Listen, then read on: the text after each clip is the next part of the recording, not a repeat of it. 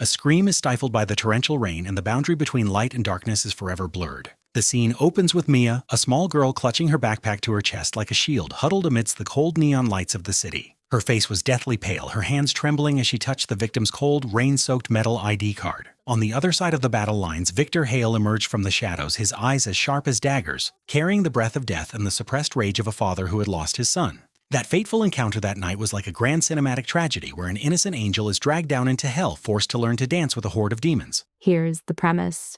Tonight, an unremarkable university student, through sheer chance, becomes a witness to a crime unfolding in the heart of the city.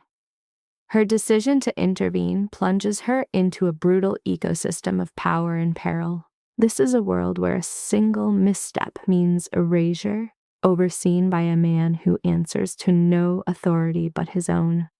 Yet it is often in the most unassuming souls that the greatest courage resides.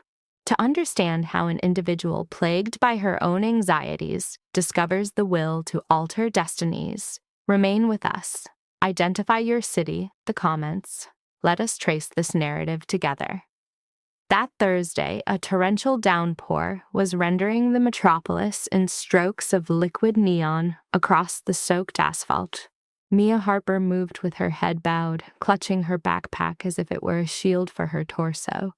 Her footwear was thoroughly saturated, yet her pace never faltered, her steps a panicked rhythm against the slick pavement. This was her ritual in darkness, governed by 3 tenets she had established 2 years prior: maintain motion, avoid eye contact, and reach your destination. These principles were the architecture of her invisibility within a city that was overwhelmingly vast, loud, and populated by strangers who would prey upon a moment's weakness. Just 4 more blocks remained. That was the distance. 4 blocks to sanctuary. Ahead, a bus shelter emitted a glow, a solitary yellow outpost occupied by a single stooped figure. Instinctively, Mia transitioned to the opposite side of the street. Proximity was a liability she managed.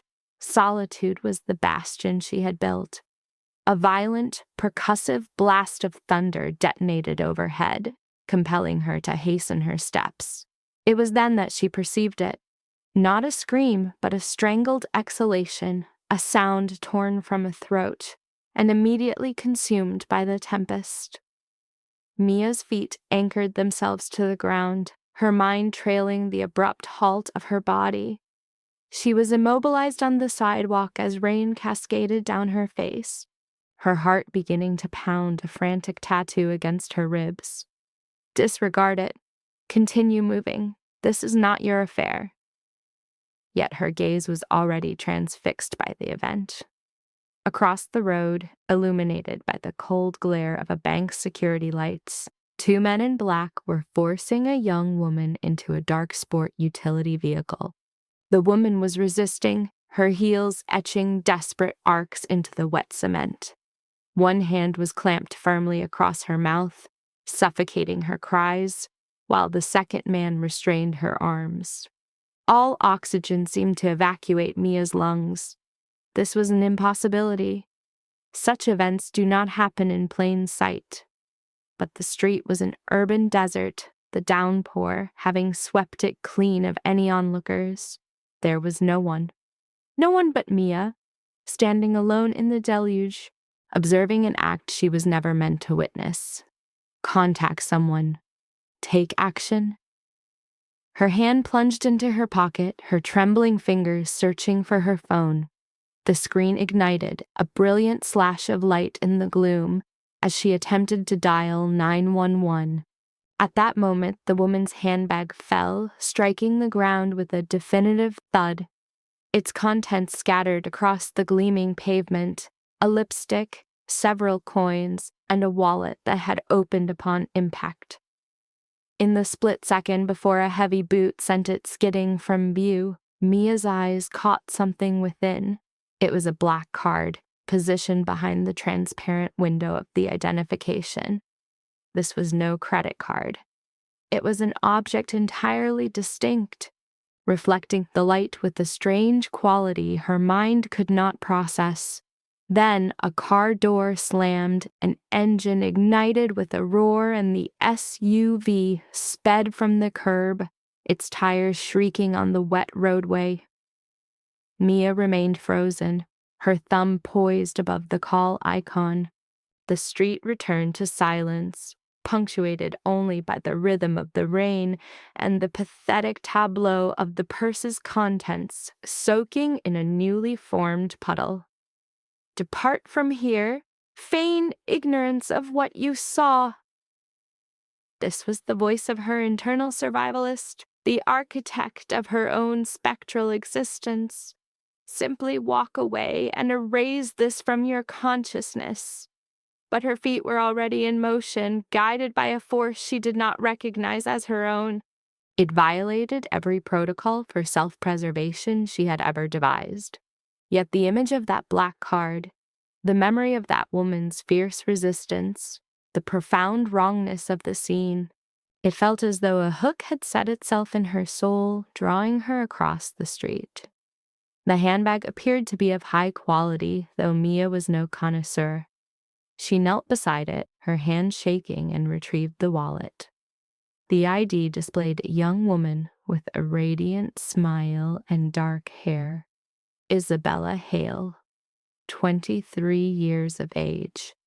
And nestled behind it was the black card. Mia's damp fingers slid it free. It was crafted from a type of metal, heavier than plastic and cold to the touch. No bank affiliation, no emblem, merely a single phone number embossed in silver. The panic in her mind amplified. Release it. This is not your conflict. This predicament has no connection to you. But the photograph of Isabella Hale was so vibrant, and Mia could not dispel the image of her struggle, of the hand that had stolen her voice. Before her own fear could assert dominance, Mia raised her phone and dialed the number. It rang only twice. Announce your location. The voice that responded was male, incisive, and utterly commanding. It was not a query, it was an order. Mia's own voice was a mere whisper. I am here. I witnessed. Location. Immediately, she managed to articulate the intersection, the street names catching in her throat. Her entire frame was now trembling. Whom had she contacted? What had she initiated? Remain at your present position. Do not move. Do not engage with anyone. A unit will be on site in 3 minutes. The line went dead. Mia stared at her phone, her heart thudding with such force it made her nauseous. 3 minutes. Someone was en route.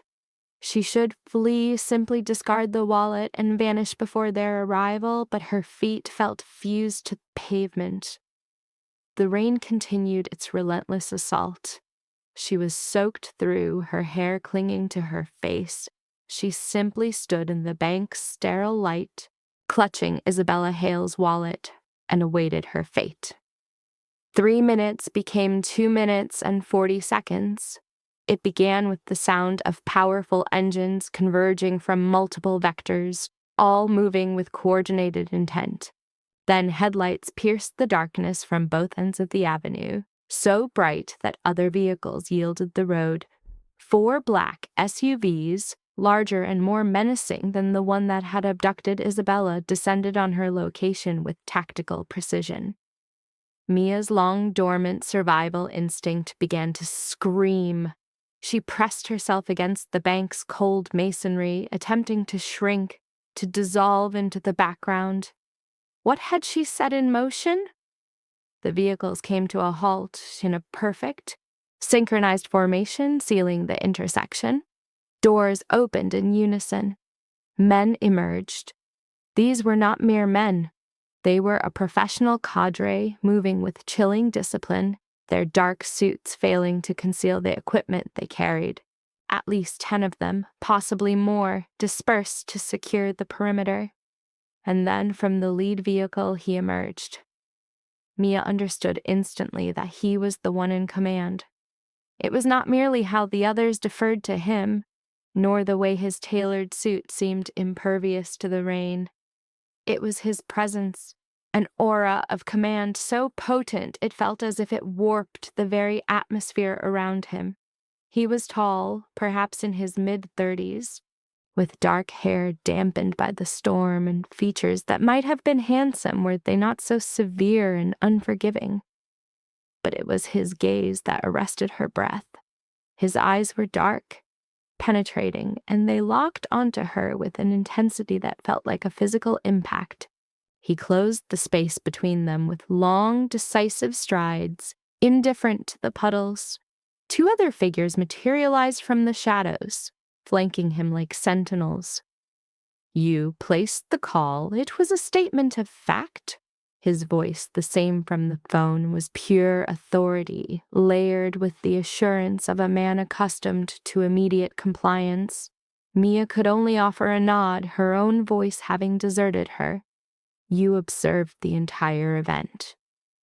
Another nod, her fingers maintaining their grip on the wallet. His gaze dropped to her hands for a fraction of a second before returning to her face. Recount everything. Omit no detail. They took her. 2 men, a dark SUV. She resisted, but they... Mia's words were fragile sounds against the downpour. She despised her own perceived weakness. I noticed the card inside her wallet. I was uncertain of the correct course of action. The men provided description. I could not discern their faces. They were dressed in dark clothing. One was taller than the other. I believe one had a tattoo on his hand. I cannot be certain. It was quite dark. And the SUV?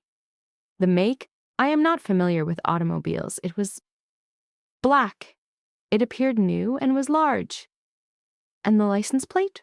She shut her eyes, struggling to retrieve the detail from her panic-addled memory. It began with 7K. I believe.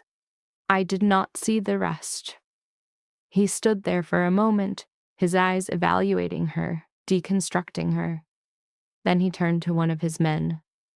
Acquire all traffic camera data, 10-block radius. Locate a black SUV, partial plate 7K. Cross-reference it with every facial recognition asset on this block. The man acknowledged with a nod and began speaking into a concealed microphone. The leader redirected his attention to Mia. What is your name? Mia. Mia Harper. Mia Harper. He spoke her name as if committing it to a permanent file. My name is Victor Hale. The woman who was taken is my daughter. And in that instant, Mia's entire reality shifted on its axis. Her grip on the wallet became a vice. Your daughter? Yes. An emotion flickered in his eyes, so fleeting she almost missed it. It was a glimpse of profound anguish, or perhaps a rage so fiercely contained it was suffocating. You acted correctly by calling. That card is reserved for dire emergencies. That number was a specter, a whispered secret known to almost no one. Mia gasped that the girl had fought, that she resisted being taken. A muscle clenched in Victor's jaw, a tectonic shift beneath a stone facade. Not an option. He extended his hand. The wallet. As Mia placed it in his palm, their skin grazed for a fleeting moment. His touch was a warm anchor against the storm, perfectly still while hers betrayed a tremor. He opened it, his expression unreadable, as his gaze fell upon his daughter's ID. Snapping it closed, he secured it inside his coat. The timeline? 5 minutes, perhaps 6. I dialed the moment they sped off. Their vector? Mia gestured eastward, that way, moving at speed. Victor was already raising his phone. 6 minutes. Heading east from the 2nd Street branch. 2 assailants, a black SUV, a partial plate containing 7K. The witness noted a tattoo on one of the men's hands. He fell silent, absorbing the voice on the other end. No, she is with me now. Understood. Handle it. He cut the connection, his focus immediately returning to Mia. The downpour intensified, a fact he seemed to either disregard or simply not perceive. You've become a liability. The statement landed with the force of a physical blow. What? If they had surveillance on the scene, a likely scenario, they observed you using your phone. They saw you retrieve the wallet. You are an observer, a loose thread. His tone was chillingly objective. You require protection until this concludes. I can't. I need to go home. I have a seminar. I never intended to be part of this. Mia. He spoke her name with the same unyielding authority he reserved for his subordinates, and it rooted her to the spot. Hear me. The individuals who abducted my daughter are not common criminals. They are professionals. If they suspect you can identify them, they will eliminate you. Very possibly tonight. Are you comprehending the gravity of what I'm saying? She was, and the weight of that truth threatened to buckle her knees. I will ensure your safety, Victor vowed. But for me to do that, you must accompany me, now, without protest. I don't know you, Mia whispered. Yes, you do. His stare was like a brand. You know precisely what I am. You understood the instant you saw that card. It's why you are terrified, yet you made the call regardless. That required fortitude. I'm not courageous. I'm the furthest thing from it. I have to practice my coffee order in my head before I reach the counter. Her voice fractured. I saw her struggling for her life, and I knew somebody had to intervene. For a sliver of a second, the iron control on Victor's face showed a crack. In that case, you are far more valiant than you believe. He motioned toward one of the blacked-out vehicles. We're leaving. To go where? To a secure location where we can speak and you can recount every single detail you witnessed. Every second that passes is an eternity, Mia. My daughter's existence is suspended on the details you possess. The sheer gravity of his words was crushing. She considered fleeing, simply returning home to pretend the evening had been a nightmare. But the image of Isabella Hale's defiant smile flashed in her memory, and she found herself nodding. Very well. Victor's hand settled on her elbow, not to compel her, but to steer her toward the nearest SUV. An associate pulled the rear door open. The interior was another realm of plush leather and warmth, a universe away from the drenched street she was leaving behind. Victor slid in beside her. The door closed, sealing them in a capsule where the storm became a muted roar. A driver took the helm, and the vehicle merged flawlessly into the flow of traffic. Mia sat bolt upright, her damp clothes soaking into the fine upholstery, her hands clasped in a white-knuckled grip.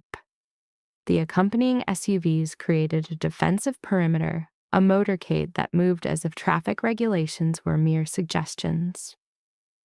Where are you taking me? She asked once more, her voice diminished. To my residence. It is a fortress. You will be beyond their reach there. What about my apartment?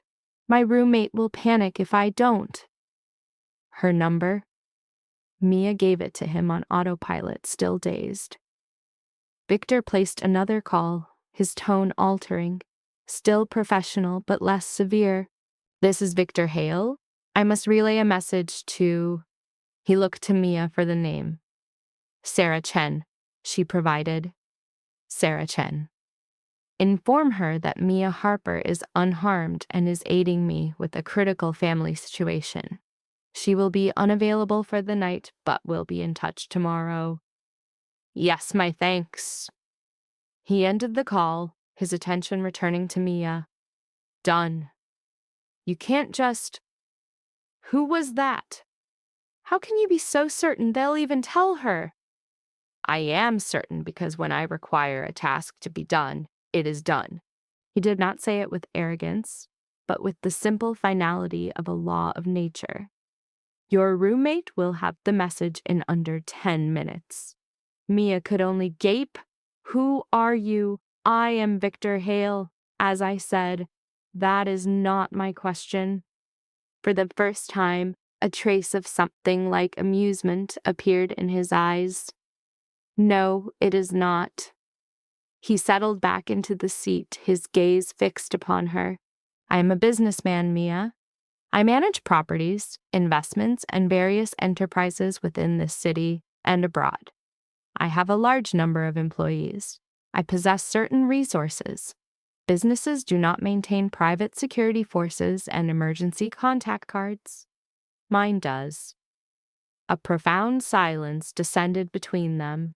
Outside, the cityscape became a watercolor smear, familiar avenues now feeling like a foreign territory with the raw power of Victor Hale beside her. What sort of business? She asked, almost dreading the reply, the kind that generates adversaries. He shifted his gaze out the window. The kind that necessitates security protocols most would consider excessive. The kind that makes my daughter a target for no other reason than being mine. Is that the reason? Someone is leveraging her to attack you? Unquestionably. His voice regained its edge of steel.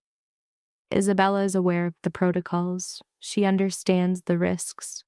The fact that they reached her indicates this was meticulously orchestrated. It indicates they are serious, and it indicates they are deadly. Mia struggled to process the implications. What is their objective? Wealth, leverage, retribution. Is it relevant? His eyes locked back onto hers. The singular focus is her safe recovery.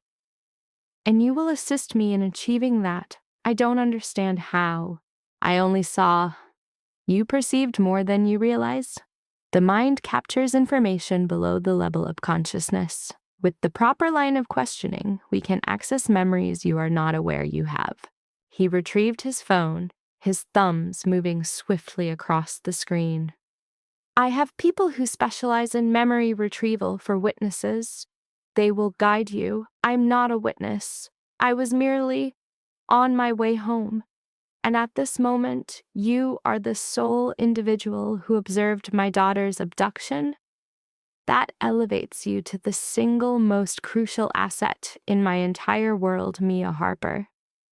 The manner in which his voice possessed her name sent a shudder through her, born not of fear, but of a staggering intensity that revealed the perilous depths into which she had fallen. The convoy turned onto a private road, the city's glow vanishing behind them. A dense canopy of trees overhead swallowed the little light that pierced the storm.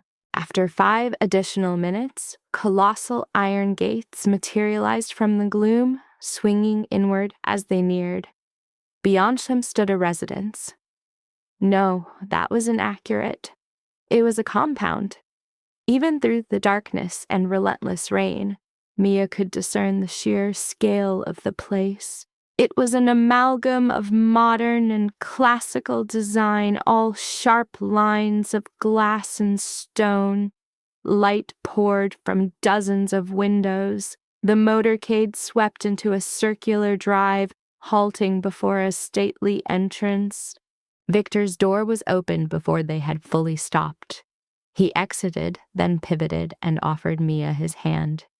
She accepted, uncertain her own legs would hold her.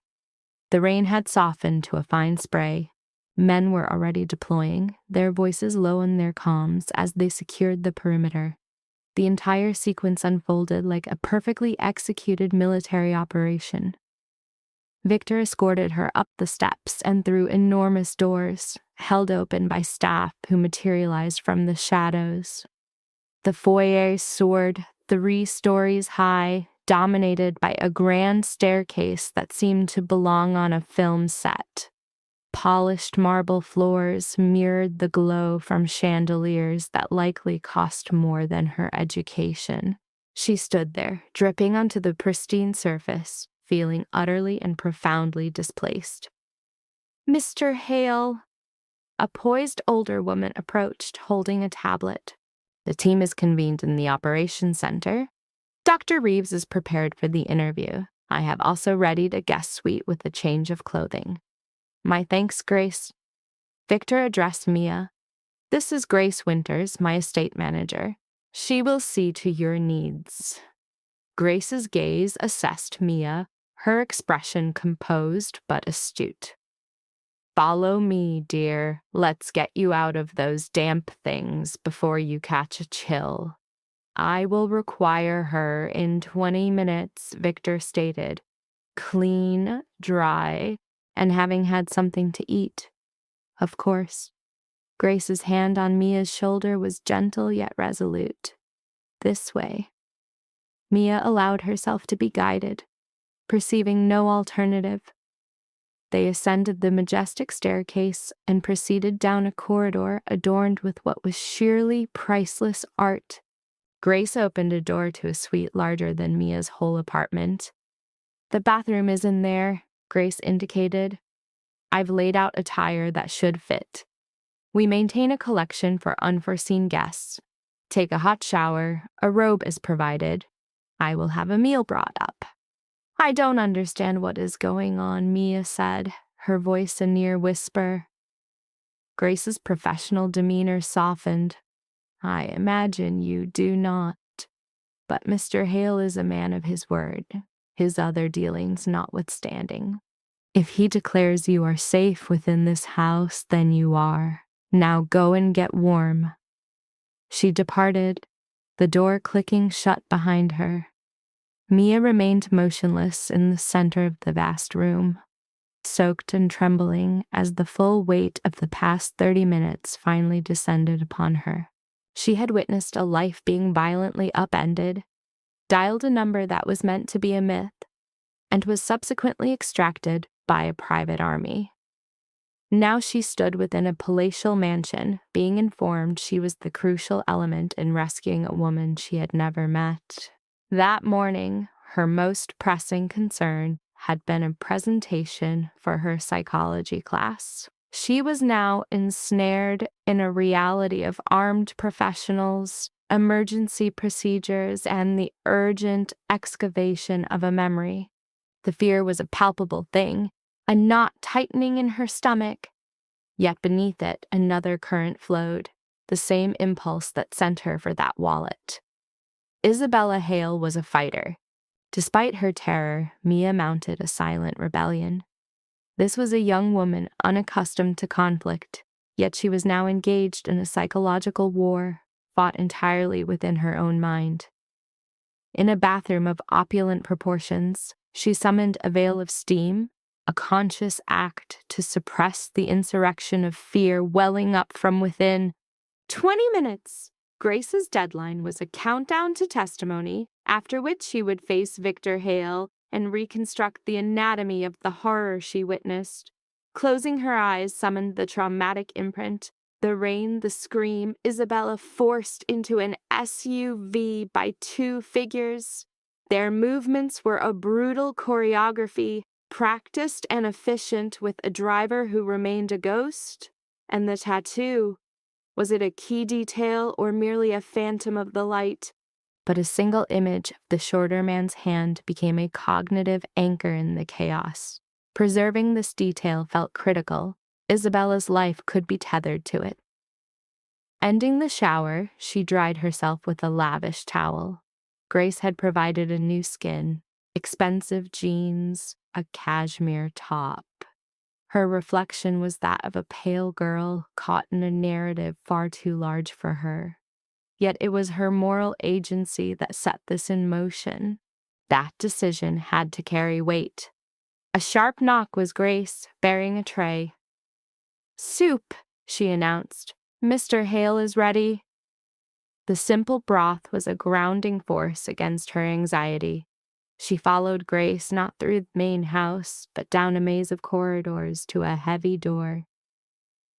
"The Ops Center," Grace stated, "convey the truth precisely as it appeared to you. No embellishment, no omission." Grace's knock opened the door onto a nerve center from a spy thriller. A wall of monitors created a digital panopticon of the city. At its heart, a large table hummed with technology and maps, manned by a dozen operators in suits and combat gear.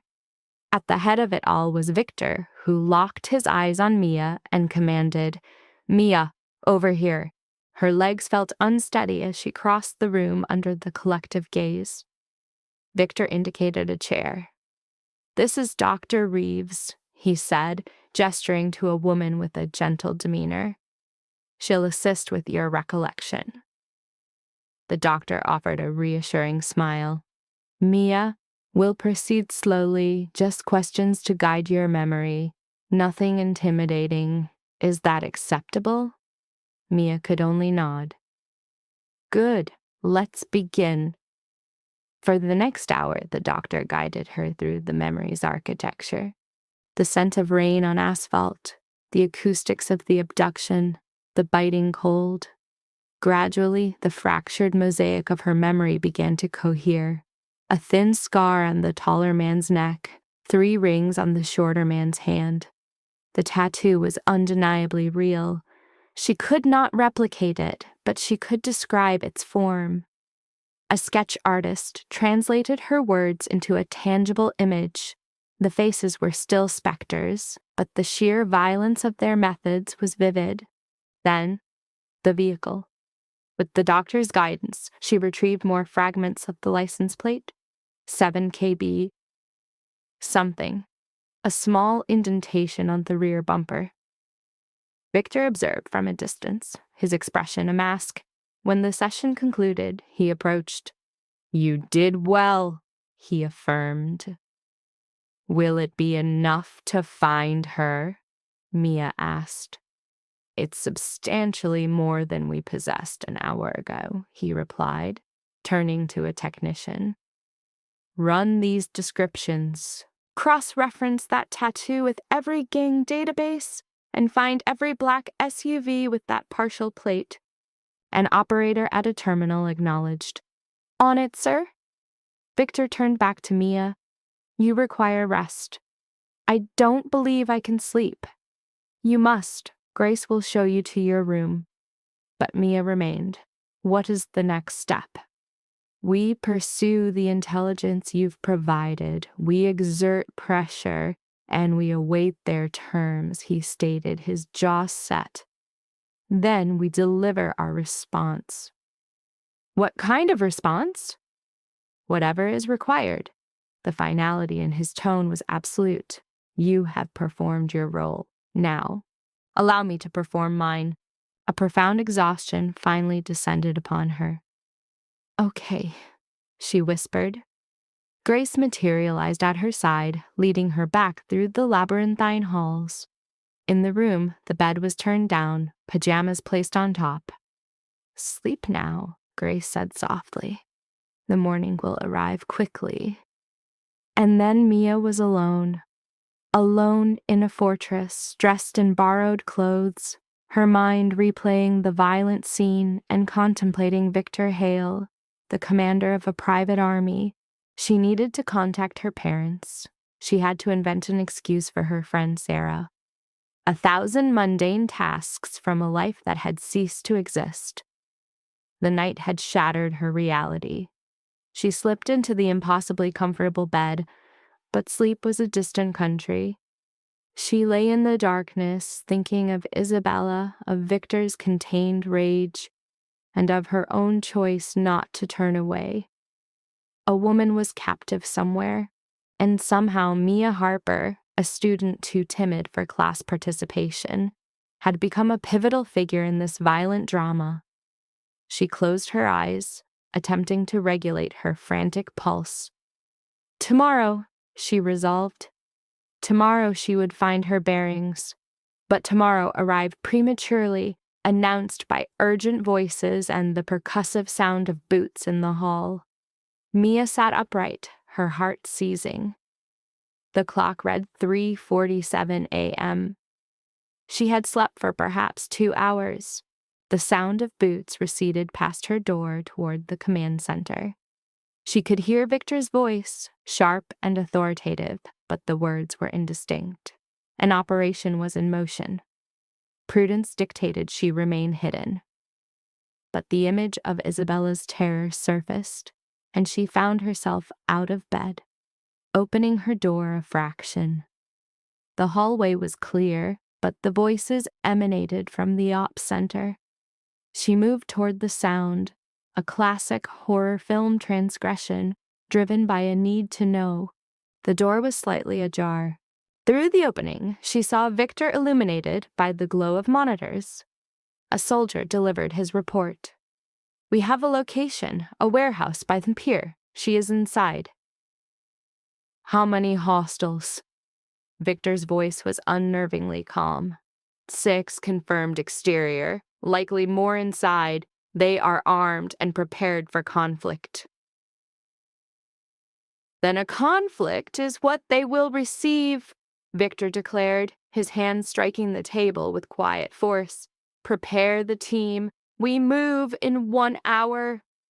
"Sir, it could be an ambush." "They may anticipate our arrival." "I do not care." The sheer force of Victor's paternal rage radiated into the hallway. "My daughter has been their captive for 7 hours. Every minute is an eternity of terror for her. We are not waiting. We are striking now. Ready the team." "Yes, sir." Mia retreated as she heard movement, terrified of being discovered. She fled to her room and locked the door, her heart a frantic drum. They had Isabella's location. A rescue was imminent. She crawled into bed, sleep now an impossibility, listening to the grim symphony of preparation from downstairs. The roar of engines, the metallic sound of equipment, the focused energy of men going to war. Her thoughts centered on Victor Hale, the man who spoke of measured pressure, now launching a full assault to retrieve his daughter. She pictured Isabella, afraid but defiant, trapped in some bleak space, awaiting a miracle. Mia had planned to understand her role tomorrow. But tomorrow had just kicked down the door, announced by roaring engines and the cold sound of steel, and she was still just a witness who had seen too much, lying in a stranger's bed, hoping her one small act had been enough. Mia must have lost consciousness because she woke to gray light and the aroma of coffee. For a disoriented moment, she imagined herself in her college dorm.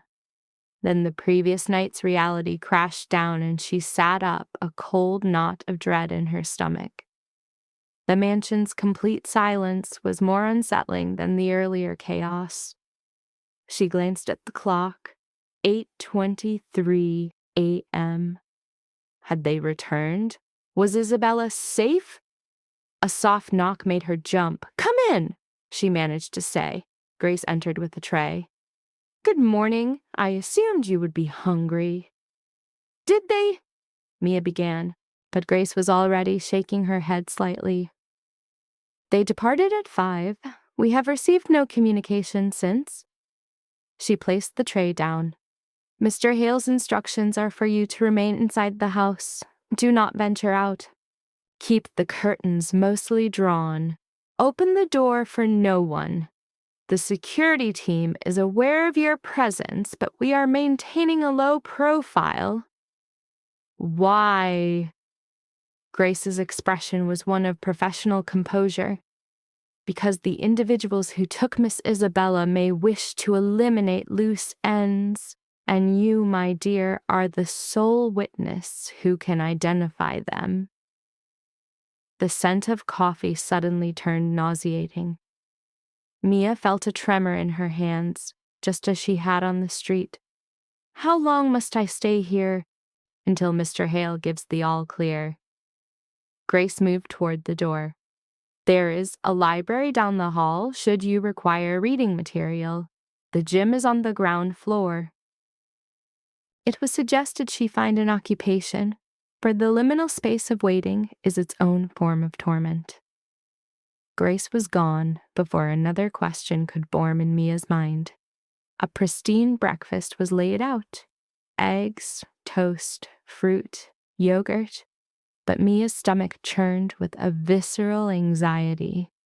Her thoughts were a projection of violent outcomes. Victor's men storming a warehouse door, weapons ready. The entire gambit could collapse. Isabella could be caught in the ensuing chaos. Her abductors could decide she was no longer a valuable asset.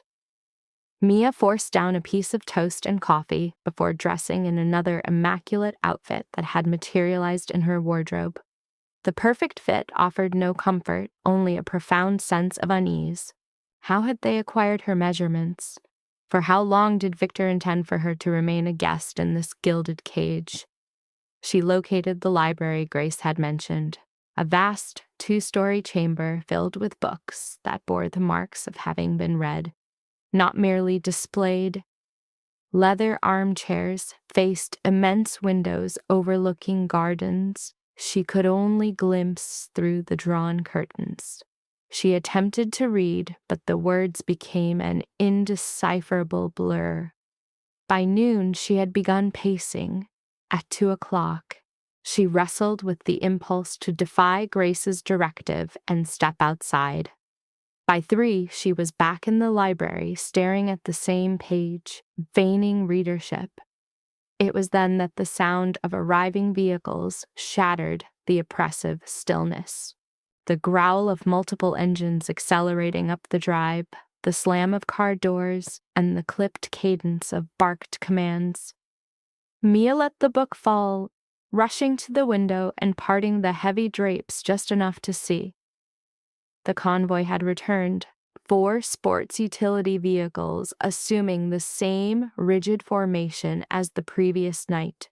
Men were already disembarking, their movements economical and precise, and there, assisted from the second vehicle by 2 of Victor's men, was a young woman with dark hair. Isabella. A sharp intake of breath from Mia. She was on her feet. She was breathing. The main entrance downstairs was thrown open. Mia's vantage point obscured the door, but the acoustics carried every detail. Hurried footsteps, sharp, authoritative orders. Then came Victor's voice, imbued with a gravity she had not yet heard from him. "I need Dr. Chen here immediately. And get Grace. I want Isabella settled in her room, a hot bath drawn in 5 minutes. Dad, I am fine." "You are not fine," he countered. "You are in shock, likely suffering from hypothermia. Do not contest this." Mia could discern Isabella's laugh, though it was frail. You cannot suppress the inner control freak, even in a rescue. Especially in a rescue. Victor's tone softened almost imperceptibly. "Now, let us get you inside." Mia retreated from the window, paralyzed by indecision. Should she descend? Remain hidden? Was she about to trespass on a private family reunion? The dilemma was resolved for her by Grace's sudden appearance in the library's doorway. "Miss Isabella is asking for you." "For me?" "For what reason would she want to see me?" "She wishes to thank the individual who summoned aid." Grace beckoned for Mia to accompany her. "We should go. Her father will not permit her to be up for an extended period." They traversed the hall toward a separate wing of the estate. Grace knocked once, then opened a door, unveiling a bedroom even more expansive than Mia's. Isabella sat on the edge of an enormous bed, enveloped in blankets despite the room's warmth. A physician was taking her blood pressure as Victor stood sentinel nearby, his gaze missing nothing. Isabella's eyes found Mia, a weary smile gracing her lips. "You are the one who discovered my wallet." Mia could only nod, a fresh wave of awkwardness washing over her. Up close, Isabella's beauty was apparent, even beneath the ordeal's shadow. Her dark hair was disheveled, and bruises were already blooming on her wrists from where she had been bound. Yet her eyes held a vibrant light. "I am so sorry," Mia confessed in a rush. "Not sorry for calling. I am thrilled you are safe. It is just I had no other recourse, so I called the number. And you are the reason I am here," Isabella interjected, her voice low but resolute. "Those men intended to dispose of me once they extracted what they needed from my father. I am alive in this moment because you possessed the courage to act. I was not courageous. I was petrified. Courage is not the absence of fear." Isabella directed a knowing look toward her father. "Is that not so, Dad?" Victor's expression was an unreadable mask of stone. True courage is not a lack of fear, but the decision to act in spite of it. His gaze met Mia's. "You demonstrated that last night. Few would have made the choice you did." The doctor rose from his examination.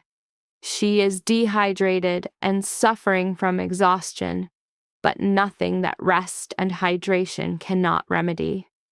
The contusions will fade. There is no indication of any lasting physical injury. My gratitude, Dr. Chen." Victor turned back to his daughter. "You heard the diagnosis. Sleep. I am not 5 years old. No, you are 23 and have just spent the night bound to a chair in a cold warehouse. So sleep." Isabella sighed, though Mia could see the profound exhaustion settling over her. "Very well, but I must first speak with Mia in private." Victor appeared ready to object, but something in his daughter's gaze arrested the argument. "5 minutes. After that you rest." He gave a nod to the doctor and Grace, and the three of them exited, leaving Mia in the room with Isabella. A moment of silence passed between them. Then Isabella patted the space on the bed beside her. "Please have a seat. I assure you I am harmless." Mia sat, maintaining a careful distance. "Are you truly all right?" "That is contingent upon your definition of the word," Isabella said, drawing the blanket more tightly around her shoulders. "Physically, yes. Emotionally, that will require some time to reconcile. But I am alive, and 6 hours ago, that outcome was uncertain." "What transpired?" "That is, you need not discuss it if you are unwilling. It is fine. I was departing a charity function downtown. My security team was held up. A traffic incident, they reported. My father's people suspect it was orchestrated. As I waited near the bank, a van approached. 2 men emerged and seized me before I could properly scream. They were professionals, swift, quiet, and methodical." She paused, her fingers twisting the fabric of the blanket. "They held me in that warehouse, questioning me about my father's operations, his partners, his assets, the specifics of his security protocols. I gave them nothing of use." "Did they injure you?" Mia's question was barely a whisper. "They made me afraid." That was sufficient. Isabella's voice became hard as iron. "But they made a critical error. They underestimated my father, believing they had a longer window before he could track them. His team fell upon that warehouse like a judgment. It was over in what felt like 3 minutes. The men who took me failed to even raise their weapons before they were neutralized." Mia remembered Victor's cold fury at the command center. "He was genuinely terrified for you. I know. He masks it well, but I can always see it." Isabella observed her carefully. "He brought you here, into his inner sanctum. That is an action he never takes lightly. He explained I was a target, that my captors might come for me. He is not mistaken. People of that nature do not leave loose ends. She reached out, her fingers lightly touching Mia's. Thank you. With all my sincerity, you had every justification to walk away. Any other person would have. I just recalled how you resisted them, terrified, yet you refused to break. No, I did not. Isabella's smile was melancholic. A lesson from my father. One must never surrender to fear, especially when it is all one can feel. A knock on the door broke the connection. Victor entered, his look conveying that the 5 minutes were up. Isabella, it is time to sleep. So imperious, Isabella whispered, already succumbing to the pillows, her eyelids growing heavy. The adrenaline that had sustained her was at last receding. Victor gestured for Mia to join him in the hallway. He closed the door with a soft click. She will recover, he said, more to himself than to Mia. She is strong, stronger than any person should ever be forced to be. She said your team rescued her in 3 minutes, 2 minutes and 40 seconds to be exact. The operation would have concluded faster, but they had rigged the primary entrance with a device we needed to bypass. He started walking, and Mia fell into step beside him. The men who abducted her are in our custody. My associates are starting the debriefing process. A certain darkness in his inflection sent a shiver down Mia's spine. The debriefing process? Victor stopped, his eyes fixing on hers. By whatever methods are necessary to secure the information. This was not a random act, Mia. It was a calculated strike, executed by someone with knowledge of my security, my daughter's schedule, my entire organization. The men in that warehouse were merely instruments. I need to identify the hand that wielded them. And what happens then? Then I eliminate the threat. His voice was final, devoid of all emotion. This is the world I operate in, Mia. You do not threaten my family and escape repercussions. You certainly do not make my daughter a target. Mia considered asking what eliminate meant, but she was afraid of the answer. Instead, she asked, Can I leave now? Isabella is safe. I have done my part. I have to get back to my life, not yet. For what reason? The person who orchestrated this is not yet aware that we have recovered Isabella. They believe their operation is still viable, that their plan continues to unfold, and they view you as an unresolved variable, one they will almost certainly attempt to remove. He resumed walking toward the command center. You will stay here until I can verify that the threat has been neutralized. How long will that be? It will take as long as it takes. They reached the operations room.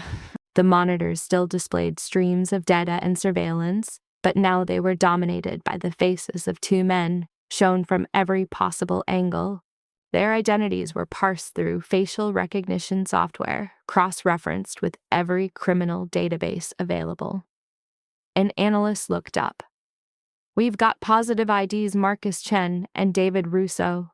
Both possess extensive records: assault, grand larceny, contract enforcement. Chen bears the dragon marking you described, Ms. Harper. It ties him to the Triad's operations in Chinatown. Victor studied the monitor, his gaze deconstructing their faces. Who contracted them? We're still working on that. They refuse to cooperate. Make them talk. Victor's order was a sliver of obsidian. I require names. I want the individual who issued the order, who furnished the intelligence, who knew my daughter's precise location and timing, and I expect results by sundown. Acknowledged, sir. Mia stood in the doorway, a silent observer in this grim tableau. sensing herself being drawn into a reality far more menacing than she had ever imagined.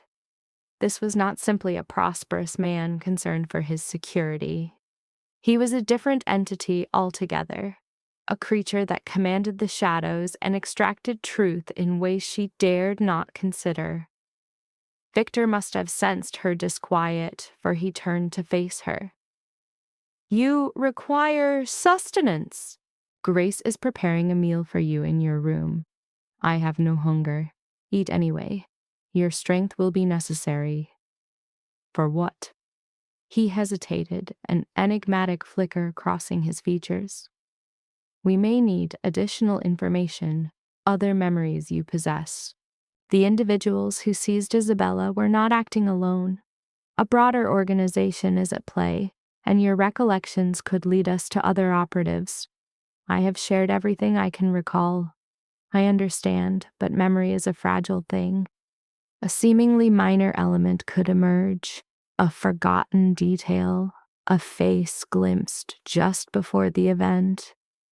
Something that seemed inconsequential then could prove vital now." Mia wrapped her arms around herself. "You expect me to stay here indefinitely, in a fortified compound with armed guards, as you interrogate criminals and pursue your daughter's assailants. Can you comprehend the sheer absurdity of that for someone like me, someone like you, a normal individual?" She was a creature of lecture halls and exam-induced anxiety, a person wholly unacquainted with such raw violence. Her gesture encompassed the control center, with its screens showing active surveillance and criminal profiles. "This world is alien to me, Mr. Hale. I don't belong, and still you stand here." His tone had softened. "You made a choice yesterday evening. You could have looked away, but you didn't. That single decision drew you into this reality, whether you acknowledge it or not. I was just trying to do what was right. And you succeeded, saving my daughter's life. However, that very act triggered a chain of events.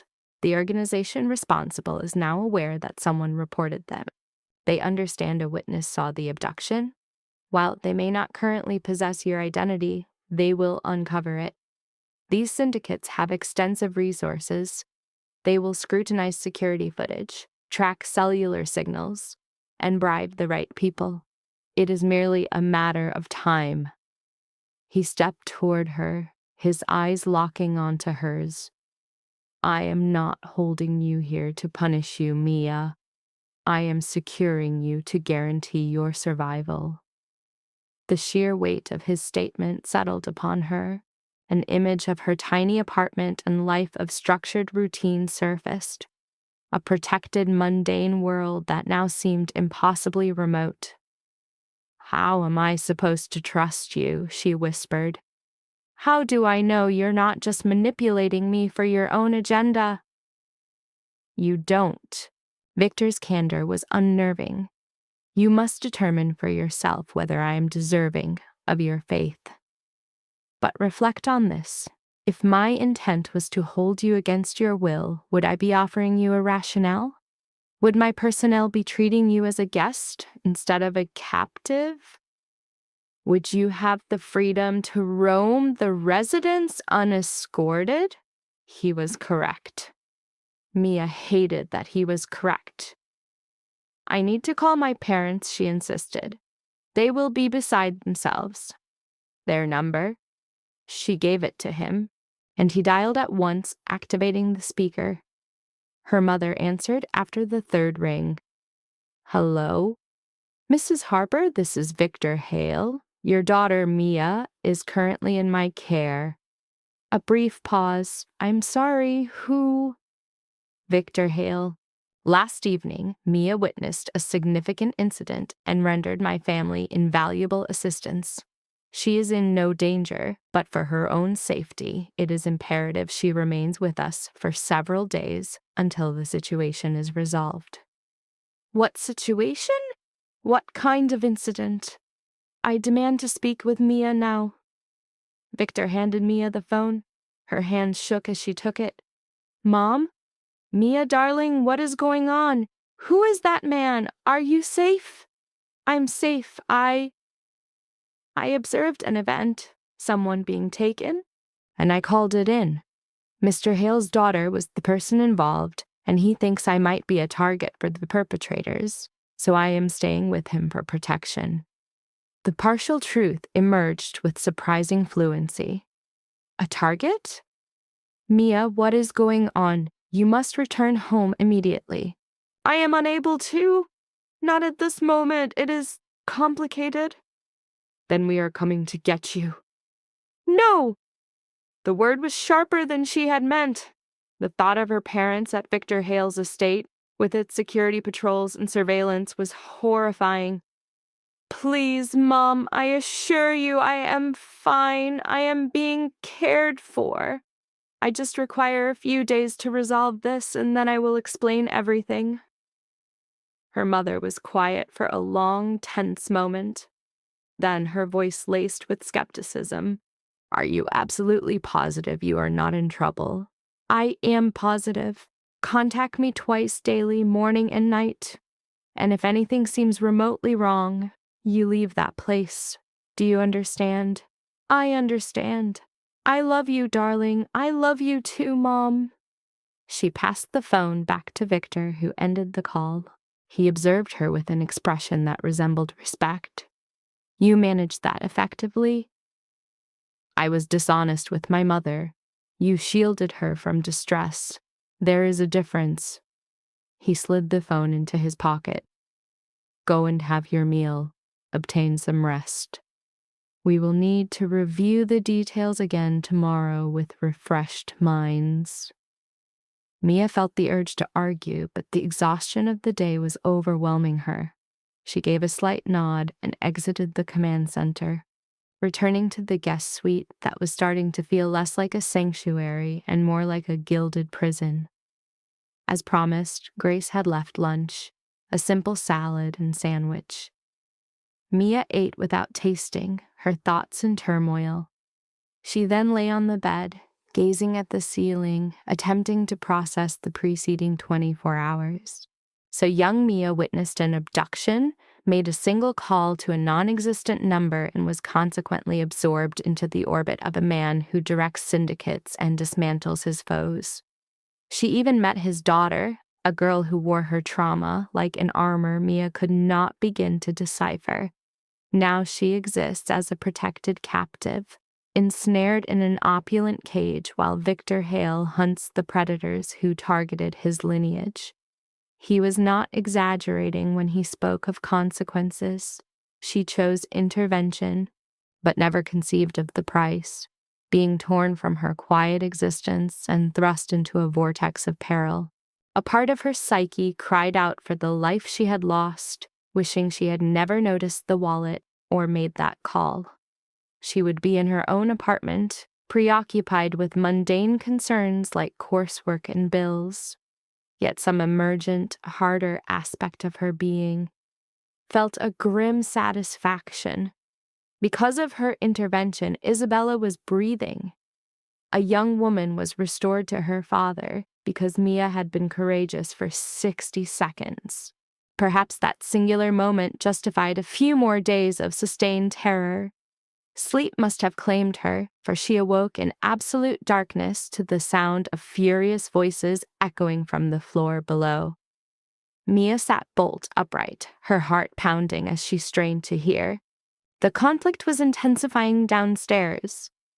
One voice was unmistakably Victor's, sharp with a cold fury.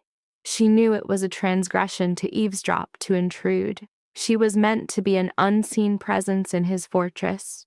But her feet acted on their own accord, guiding her along the corridor and to the top of the staircase. The sound originated from his study, a chamber she had only glimpsed before. Through the partially ajar door, a blade of light cut through the gloom. I am entirely indifferent to the political ramifications, Marcus.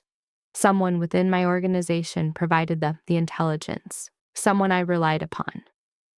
Victor's voice was a low, Lethal vibration. I want that name. We're pursuing it, a second voice replied. But this requires a delicate approach. We have exhausted our time for delicacy. The traitor who betrayed me remains active, possessing access to my operations, my family, and my entire security infrastructure. Every moment they are at liberty, they can inflict more damage. What is your directive? Scrutinize everyone, and I mean every single individual. Their financial records, their communications, their recent contacts. This was a contract. Someone desired my daughter to be broken. I want them unearthed. Mia flattened herself against the cold wall, her own pulse thundering in her ears, a saboteur within his own ranks. The one he trusted had guided the wolves to Isabella, knowing the precise time she would be vulnerable. And the girl, the other voice inquired. The witness, how long will she be residing here? As long as is necessary. She is a civilian, Victor, a liability who has seen too much. If the wrong people reach her, they will not. How can you be so certain? Because I will not permit it. A dense quiet descended. Mia Harper is under my protection. Any person who even considers making a move against her will have to deal with me personally. Ensure that message is disseminated with absolute clarity to anyone who might be listening. Mia's breath hitched. He was genuinely protecting her, not just from the kidnappers, but from his own associates who viewed her as a complication. You are becoming attached, the other man observed softly. A perilous tendency. I am being responsible, not attached. There is a world of difference. Victor's voice became pure ice. Identify the source of this betrayal before my suspicion settles on you. Consider it done. The sound of retreating footsteps preceded the study door opening. A fleeting shadow, Mia slipped back into her room as the entryway yawned wide. Leaning against the door frame to steady her breathing, her thoughts were a maelstrom.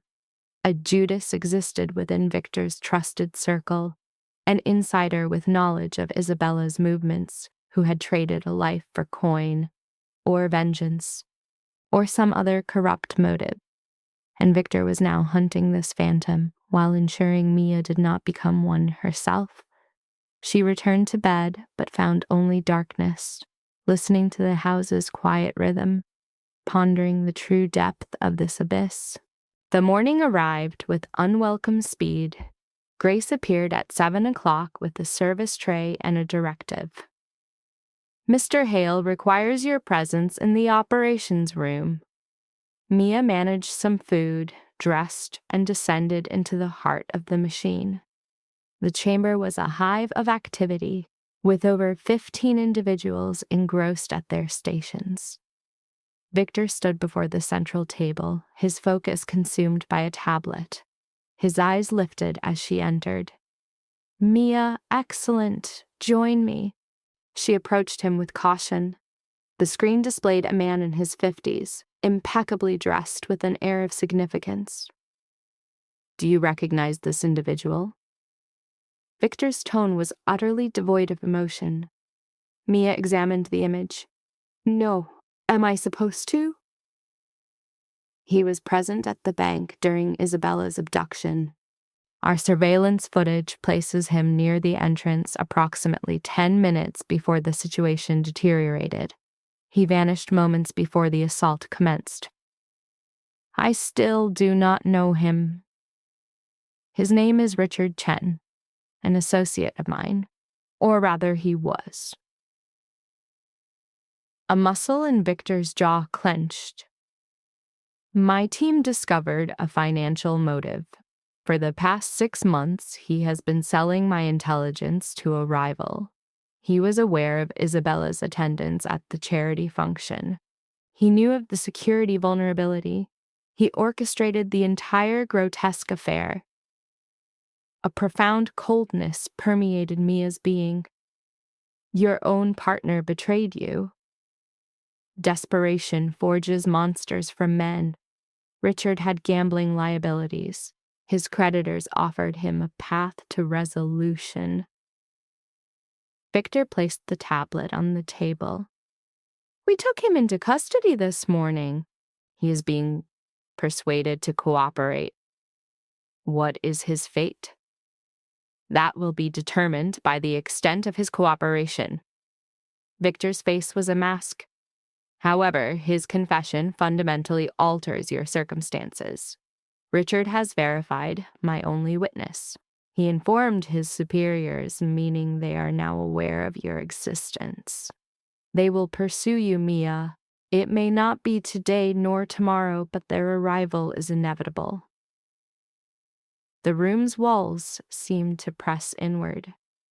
So, my only option is to remain here? No, our option is to conclude this. He turned, his undivided attention a tangible pressure.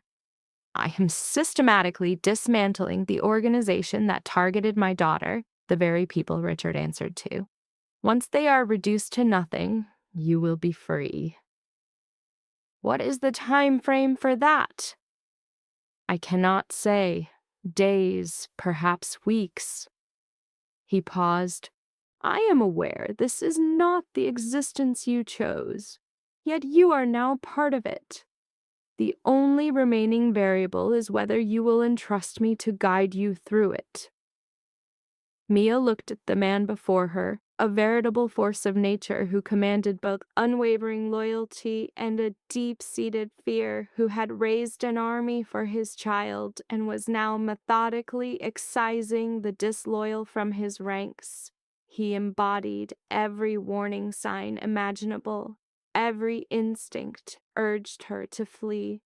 But she had trusted her instincts before, and that trust had preserved Isabella's life. I trust you, she breathed. A subtle change occurred in Victor's gaze. Then remain close. Adhere to my team's protocol, and if anything at all, feels amiss, you report directly to me. Oh, is that clear? Crystal. He offered a sharp nod, already turning back to his war council.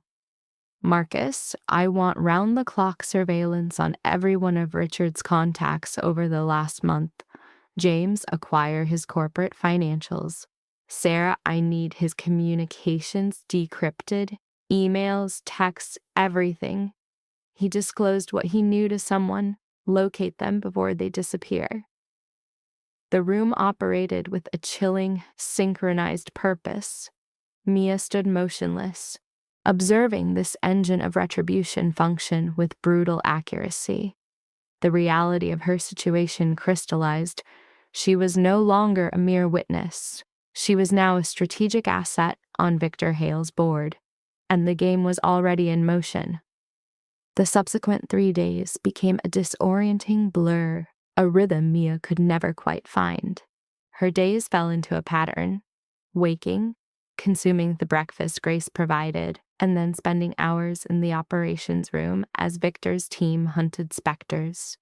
She faced the same questions repeatedly, mining her memory for any new, infinitesimal detail. She would take her lunch, monitor endless video feeds, eat dinner, and then lie awake as the house itself seemed to pulse with a sleepless, predatory intent. Isabella, conversely, was recovering with astonishing speed. By the 3rd day, she was mobile and restless, defying her father's directives to remain stationary. Mia discovered her that Wednesday afternoon in the library, engulfed by a leather armchair, a book resting unread in her lap. May I come in? Mia asked from the threshold. Isabella looked up, her smile small and delicate. Please, the solitude in here is maddening. Mia settled into the opposite chair. A quiet moment hung between them before Isabella put her book down. My father is being utterly impossible, she confessed. He refuses to let me leave the property. He barely allows me out of his sight.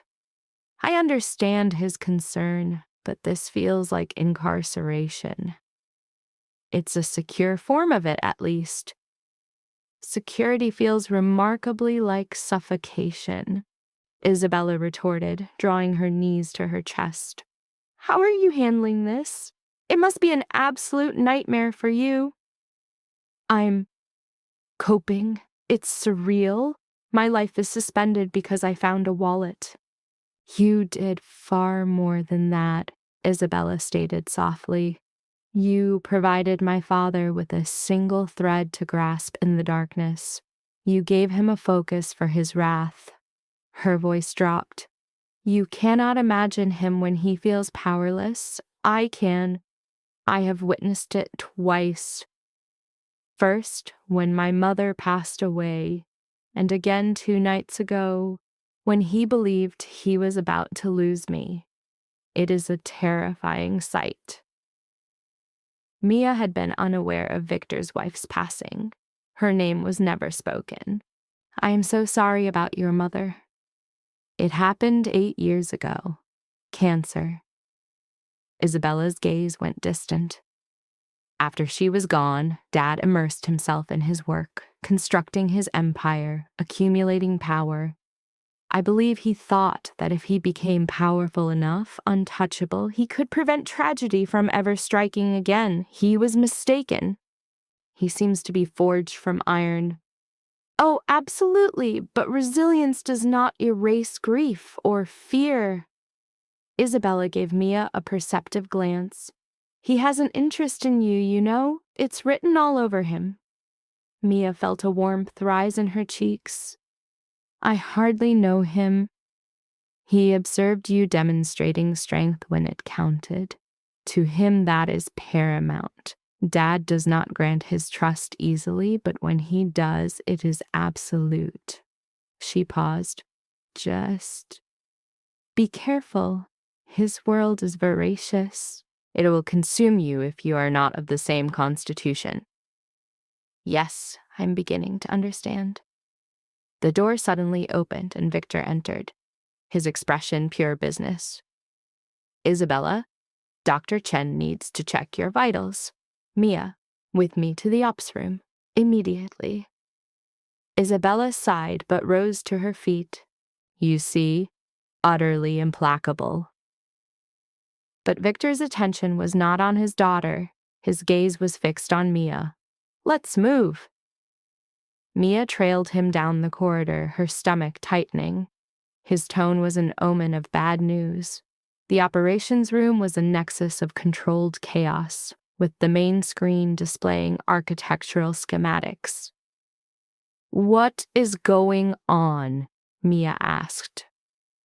Marcus, clearly Victor's second in command, gestured to the monitor.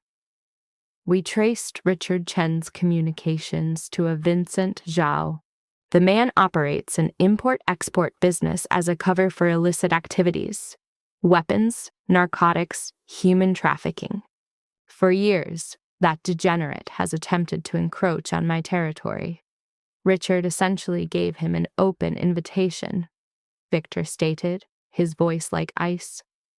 His calculus was that by abducting Isabella, he could force my hand, compel me to trade assets for her return. But you recovered her before he could initiate contact, Mia deduced. Precisely, which leaves Vincent in an extremely precarious situation. He revealed his entire strategy for no gain, and now he understands that retribution is imminent. Victor crossed his arms. The critical question is his next move. Does he retreat, or does he double down to see this through to its conclusion? Marcus displayed a new image. It showed a man in his 40s in an expensive suit with the eyes of a predator. This is Vincent Zhao. Our intelligence indicates he is mobilizing. His crews are relocating equipment to a warehouse on the other side of town.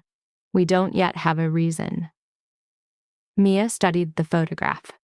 Vincent Zhao did not resemble a common criminal. He had the polished veneer of a corporate executive, but his eyes, they were utterly vacant. "What kind of equipment?" Victor inquired. "Electronics, communications gear. He might be establishing a new command center or preparing for a retaliatory strike." Marcus paused. "There is something else. We've been monitoring his channels. Vincent is aware of the witness. He knows someone observed his men taking Isabella. He is offering a bounty for that person's identity." An absolute stillness fell over the room. Mia felt the collective gaze of every person present. "What is the price?" Victor asked, his voice perfectly level. 50,000 for a name, 100,000 for a location. Mia's strength failed her. She grasped the table for support. "That is enough money to alter a person's life." "It is," Victor agreed, "and for that reason, you will not leave this compound. There will be no exceptions." Marcus doubled the security on the perimeter. "I want constant observation. If any unauthorized individual comes within a mile, I expect to be notified." "Understood, sir." Victor turned to Mia. "You are safe within these walls. I give you my word. But it is imperative you understand the nature of our adversary. Vincent Zhao does not accept defeat. He is methodical. He will sever every connection, and you are a connection." "Then what is our strategy?" Mia inquired, despising the tremor in her voice. "We conclude this conflict before he can make another move." Victor's jaw was set. "We strike tonight." Protests erupted throughout the room. Marcus intervened. "Sir, that's what he'll anticipate. His defenses will be at their peak. It is certainly a trap." "It's irrelevant." "Victor, think this through." "I have." Victor's tone sliced through the discord like a scalpel. "Every moment Vincent Zhao remains free, he is orchestrating his next attack, with Mia as his primary objective. We move tonight, a full-scale assault. We penetrate his facility, capture him if possible, and we bring this to an end." "But what if your certainty is misplaced, and it is a trap?" The question escaped Mia's lips. Victor's gaze met hers, his severe expression softening almost imperceptibly. "Then we advance directly into it and confront whatever awaits. Allowing him the initiative is no longer a viable option." Marcus exhaled and gave a decisive nod. "I'll ready the team.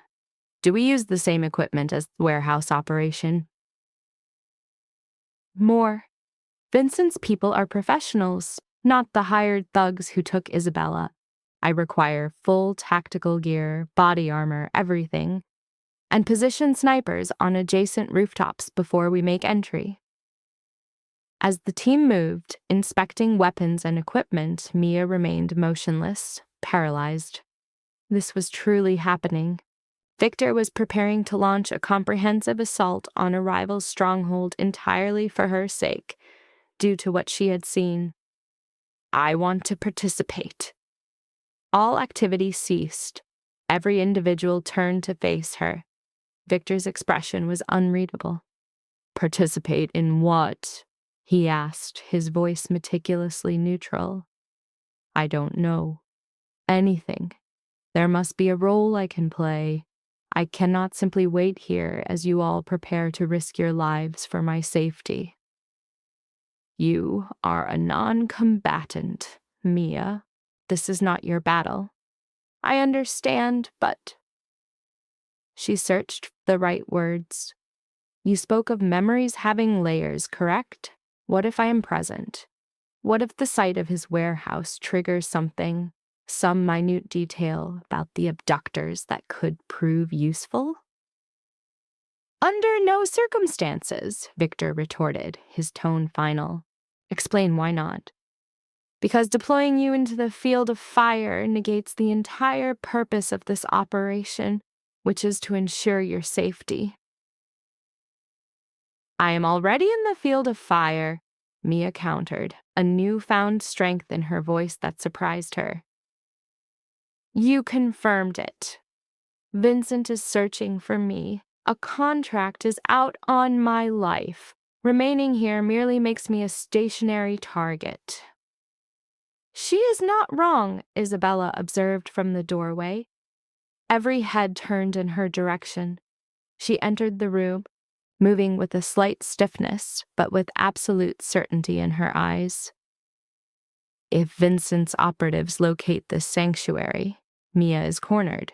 If she is with you, surrounded by your team, she has the most effective protection available. This does not involve you, Isabella. Incorrect. Isabella folded her arms, her resemblance to her father in that moment uncanny. I was the one they abducted, if you recall. I believe that grants me some input on how we respond. Victor appeared conflicted, torn between anger and admiration. You should be convalescing. I have convalesced, and I am not fragile. She looked directly at Mia.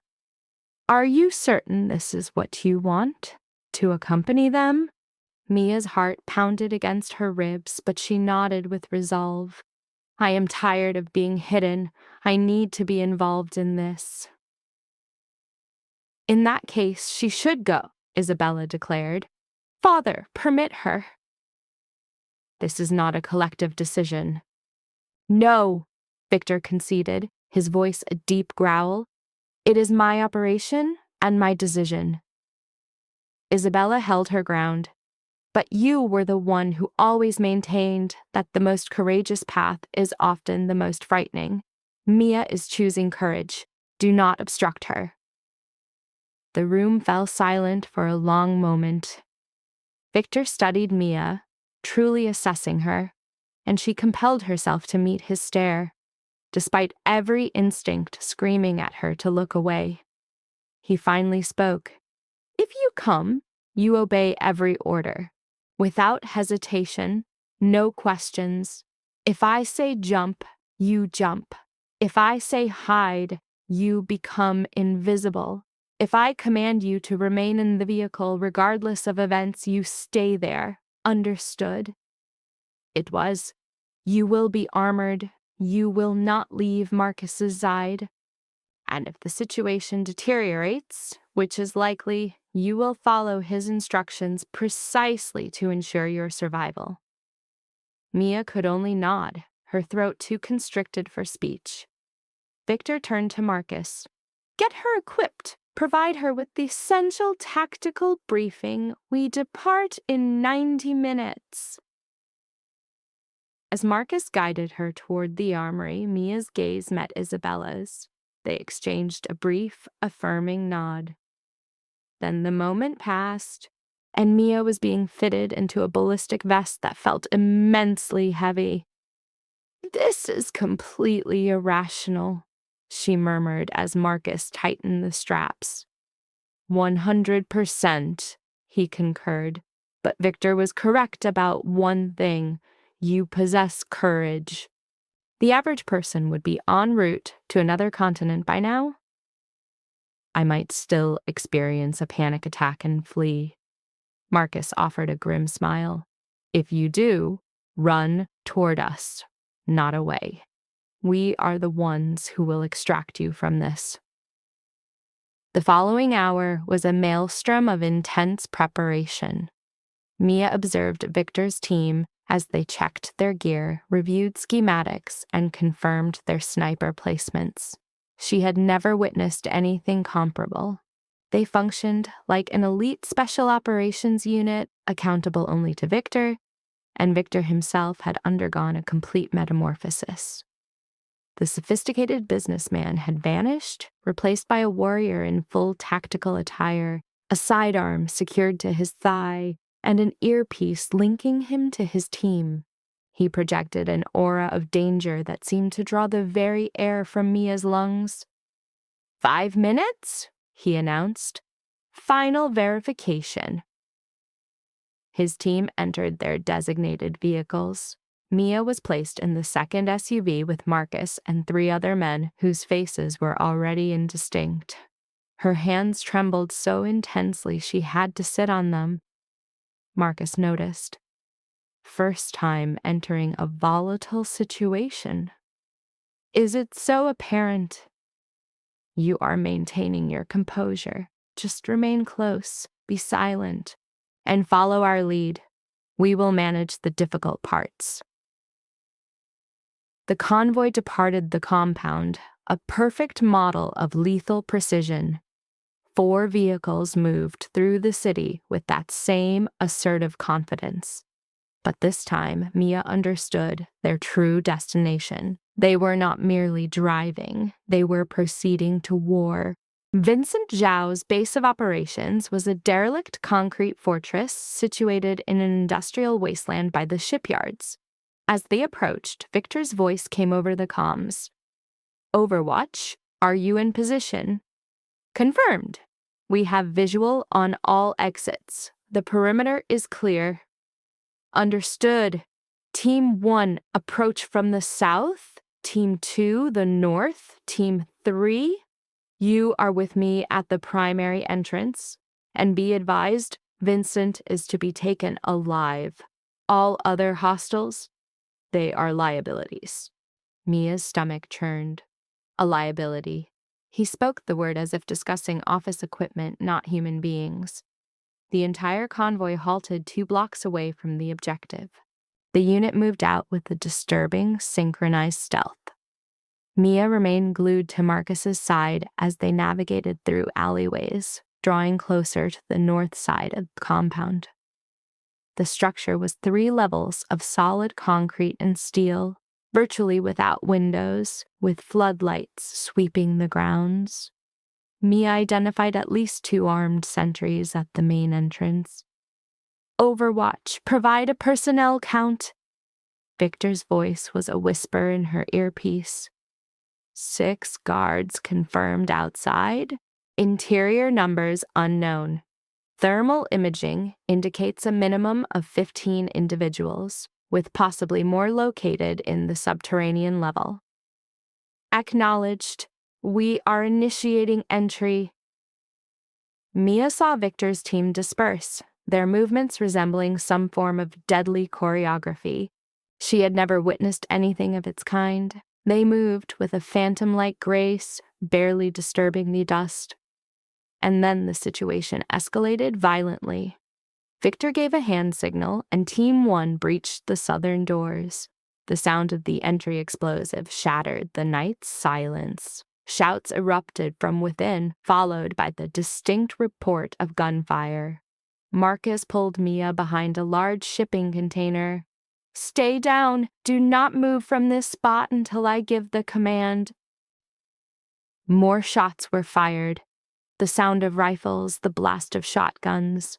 A man began to scream. The radio crackled with status updates. Team 1 is engaged, 3 hostiles neutralized, advancing to the 2nd floor. Team 2 is breaching now, encountering significant resistance. Mia flattened herself against the cold metal, her heart feeling as if it would break through her ribs. This was real. Weapons were being discharged. People were falling. Then she heard Victor's voice, as sharp as a blade. Target is located on the 2nd floor, northeast quadrant, proceeding to secure. More gunfire. An explosion shook the very ground beneath her. Mia recoiled, suppressing a scream. Mia! Marcus's voice was insistent. We have to reposition. They are forcing combatants out the north exit.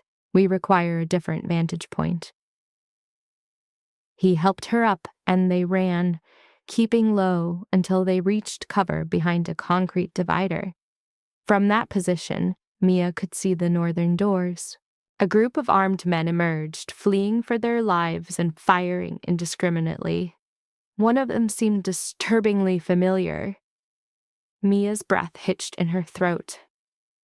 Marcus, that man, the one in the dark jacket, that's him.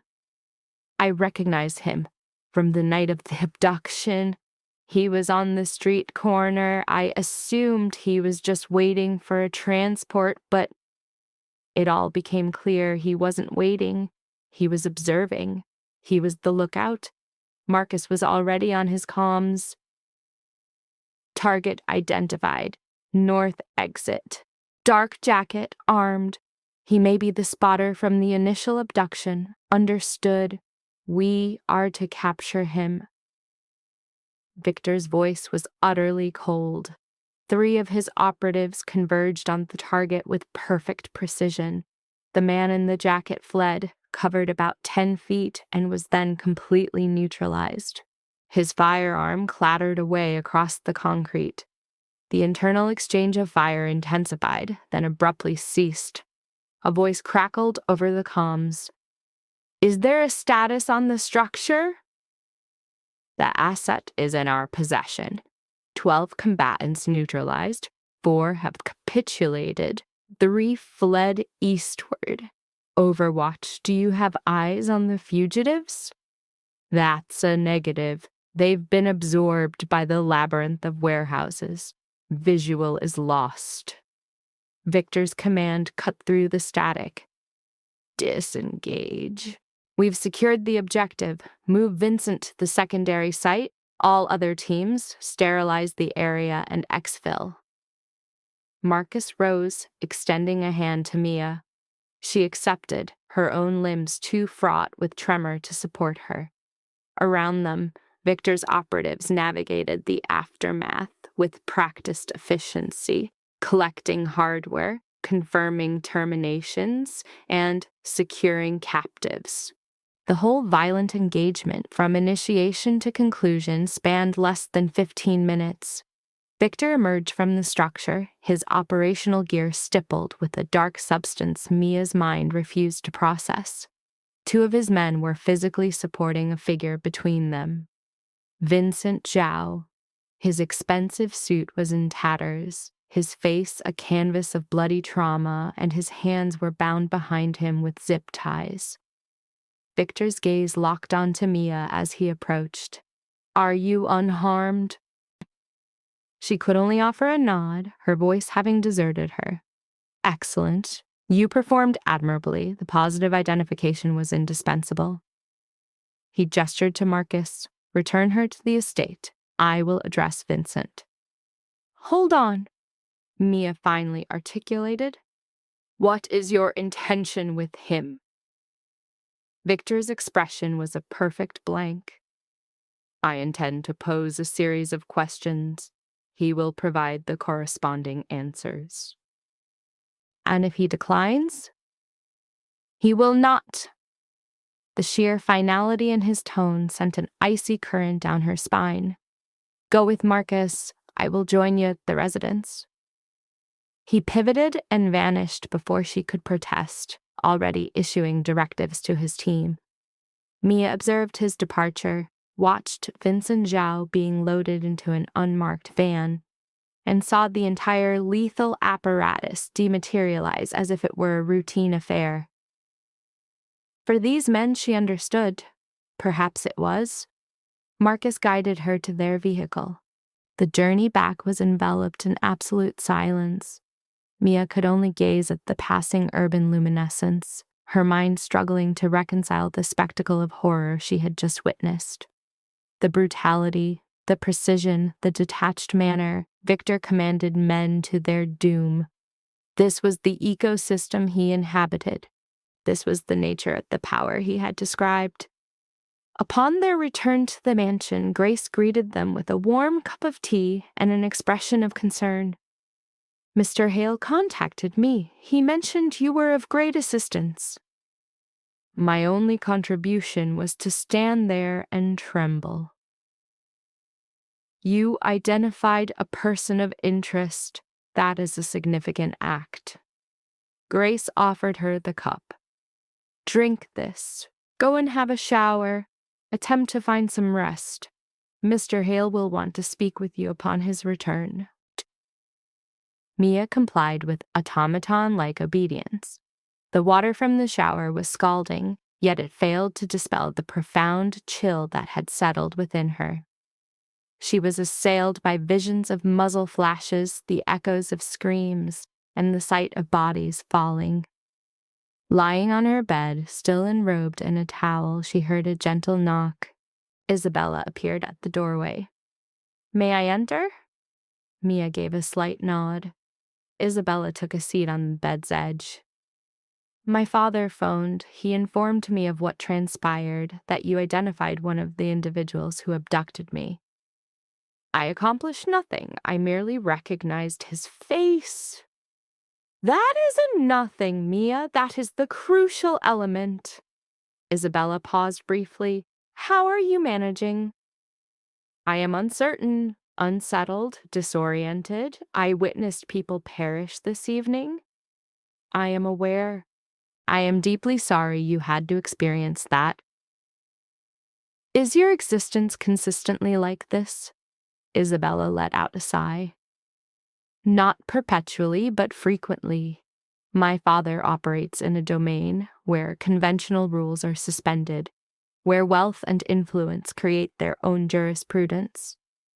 I was raised observing him traverse that landscape, seeing him undertake actions that would shatter most individuals." She met Mia's gaze directly. "He is not, however, a monster. He is a man who will leverage every available resource to shield those he holds dear." "Does that justify it?" "That is a question to which I have no answer. It is not my role to pass judgment." Isabella rose. "But I can assure you of this. He will ensure your safety, regardless of the cost. It is fundamental to his nature." After Isabella's departure, Mia dressed and sought sleep, but with each closing of her eyes, the raid replayed in her mind. The building, the gunfire, the bloodied visage of Vincent Zhao. She was still conscious when she detected the sound of tires on the gravel drive hours later. Footfalls echoed in the hall. Victor's low voice issued commands. Then a rap on her door. "Enter," she said. Victor came in, appearing utterly exhausted. He had changed his attire, but a fresh bandage was now visible on his left forearm. "You have been injured," Mia noted. "It is insignificant. A ricochet." He settled into the chair positioned by her window. "I am here to provide you with a debriefing." Vincent proved to be quite forthcoming. "What information did he provide?" "He verified that Richard Chen was the source who sold him the intelligence on Isabella's movements and security details. He confessed to orchestrating the abduction and supplied us with a roster of names, every individual in his organization involved in its planning or execution." "The man I identified is on that list?" "Affirmative." "His name is Tommy Liu. He has been in Vincent's employ for 3 years. He was tasked with reconnaissance of the site and gave the final approval to the abduction team upon Isabella's arrival." Victor's face became an impassive mask. "He was also given the assignment of surveilling you." The warmth in Mia's circulation turned to frost. "What?" "Vincent tasked him with monitoring you following the failure of the initial attempt. He dedicated the past week to observing you. He was aware of your residence, your school, your entire daily pattern. The strategy was to abduct you tonight during our operation at Vincent's compound, but your actions prevented that outcome. We have apprehended him. He is in our custody, alongside Vincent and the other remaining operatives." Victor leaned in. "It is concluded, Mia. The threat against you has been eliminated. Vincent's entire network is dismantled. You are secure." She had anticipated a sense of relief. Instead, a vast, hollow emptiness formed in her stomach. "What will become of them now?" "Regarding Vincent and his men, that is not a matter that requires your concern." "This is my fault," she uttered, the evening's violence overwhelming her. Their deaths are because of me. Victor's response cut through her self-recrimination, toneless and precise. They are dead because they aligned themselves with a kidnapper who trafficked in lethality. That is the final analysis. He asserted her lack of culpability. She had not chosen the conflict, only acted to prevent a death, a critical distinction, or was it? She wrapped her arms around herself, murmuring, "The guilt remains." "That is a burden you have not earned," he countered, rising to his feet. "Obtain some rest. Tomorrow we will arrange your transition back to a normal life. You are owed that peace." As he reached the door, she called out, "Thank you for preventing my elimination." He paused, his gaze meeting hers. For a fleeting moment, a fissure seemed to appear in his formidable composure. "You are welcome." Then he departed, leaving Mia to her own reflections. This time, however, sleep arrived with ease, a tenuous peace settling over her. The harrowing ordeal that began with the cry in the rain felt as though it had reached its resolution. Or so it seemed. Mia awoke to the unfamiliar sensations of sunlight and birdsong, not alarm. For the first time, in what felt like an eternity, her slumber had not been a theater of horrors. She remained still, absorbing the calm before the previous night's events returned. The assault, witnessing the collapse of Vincent Jiao's syndicate, and Victor's assurance that the conflict was over.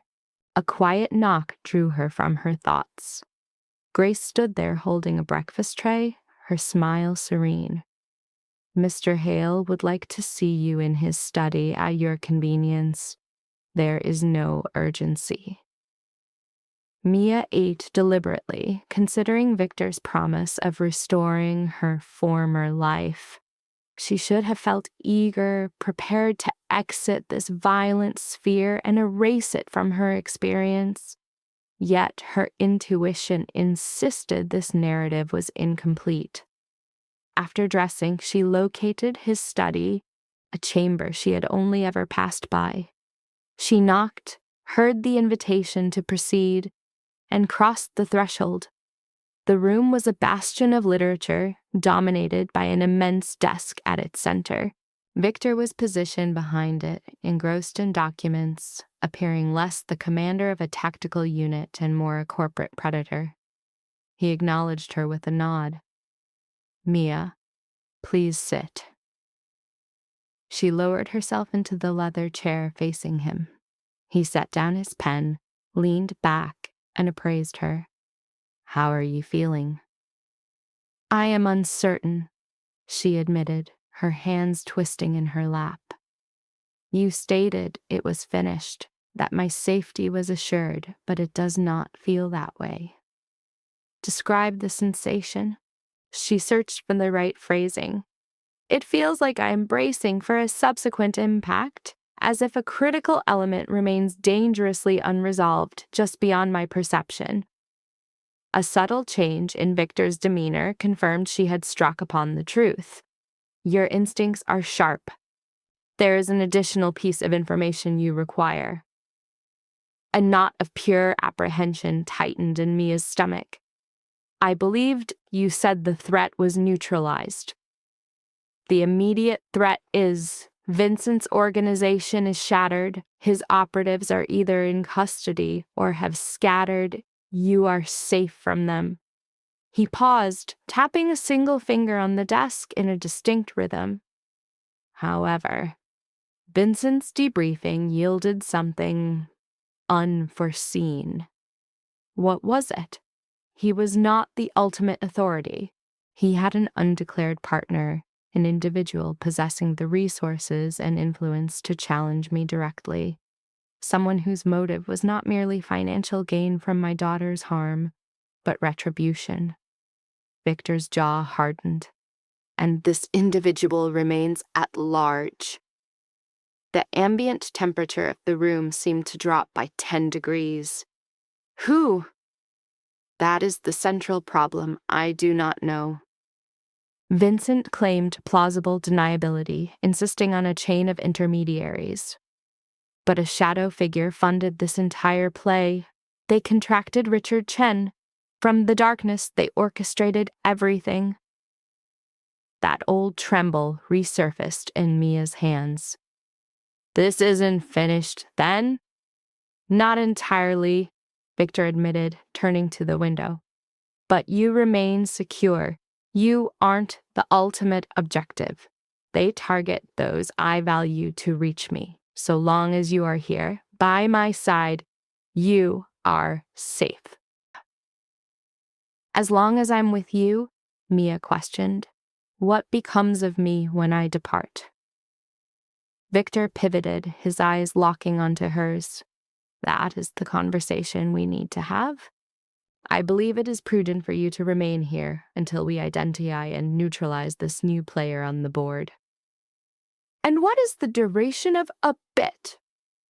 Uncertain. Days, weeks, whatever time is required. Mia rose abruptly, her composure finally fracturing.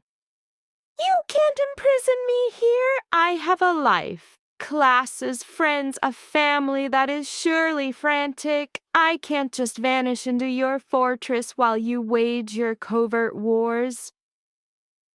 I am not asking you to vanish. I am asking you to survive. By hiding? By allowing you to fight my battles? These were never your battles, Mia. They are mine. You were merely caught in the ensuing chaos. His tone softened, becoming almost gentle. My sole purpose is your protection. I understand, and I am grateful, but this is no way to live, constantly vigilant, awaiting your permission to exist. She hugged herself tightly. I need some measure of control. Victor was silent for a long moment, then crossed to his desk for a file. An alternative may exist. What kind of alternative? He opened the folder, revealing photographs and official-looking papers. The one bankrolling Vincent made a single error. A shell corporation was utilized to transfer funds. We've traced it to a downtown law firm that specializes in creating such phantom entities. Someone within that firm knows the identity of Vincent's associate. And you intend to discover who? Correct, but this requires finesse. We cannot simply assault a law office as we did Vincent's compound. This demands a more subtle strategy. Something clandestine. He observed her with a sharp, calculating expression. Something facilitated by an individual who doesn't immediately project threat. Mia's pulse began to accelerate. You are asking for my help? I am offering you a choice. Remain here, safe but sidelined. Or assist us in acquiring the necessary intelligence and become an agent in ending this for good. How can I possibly help?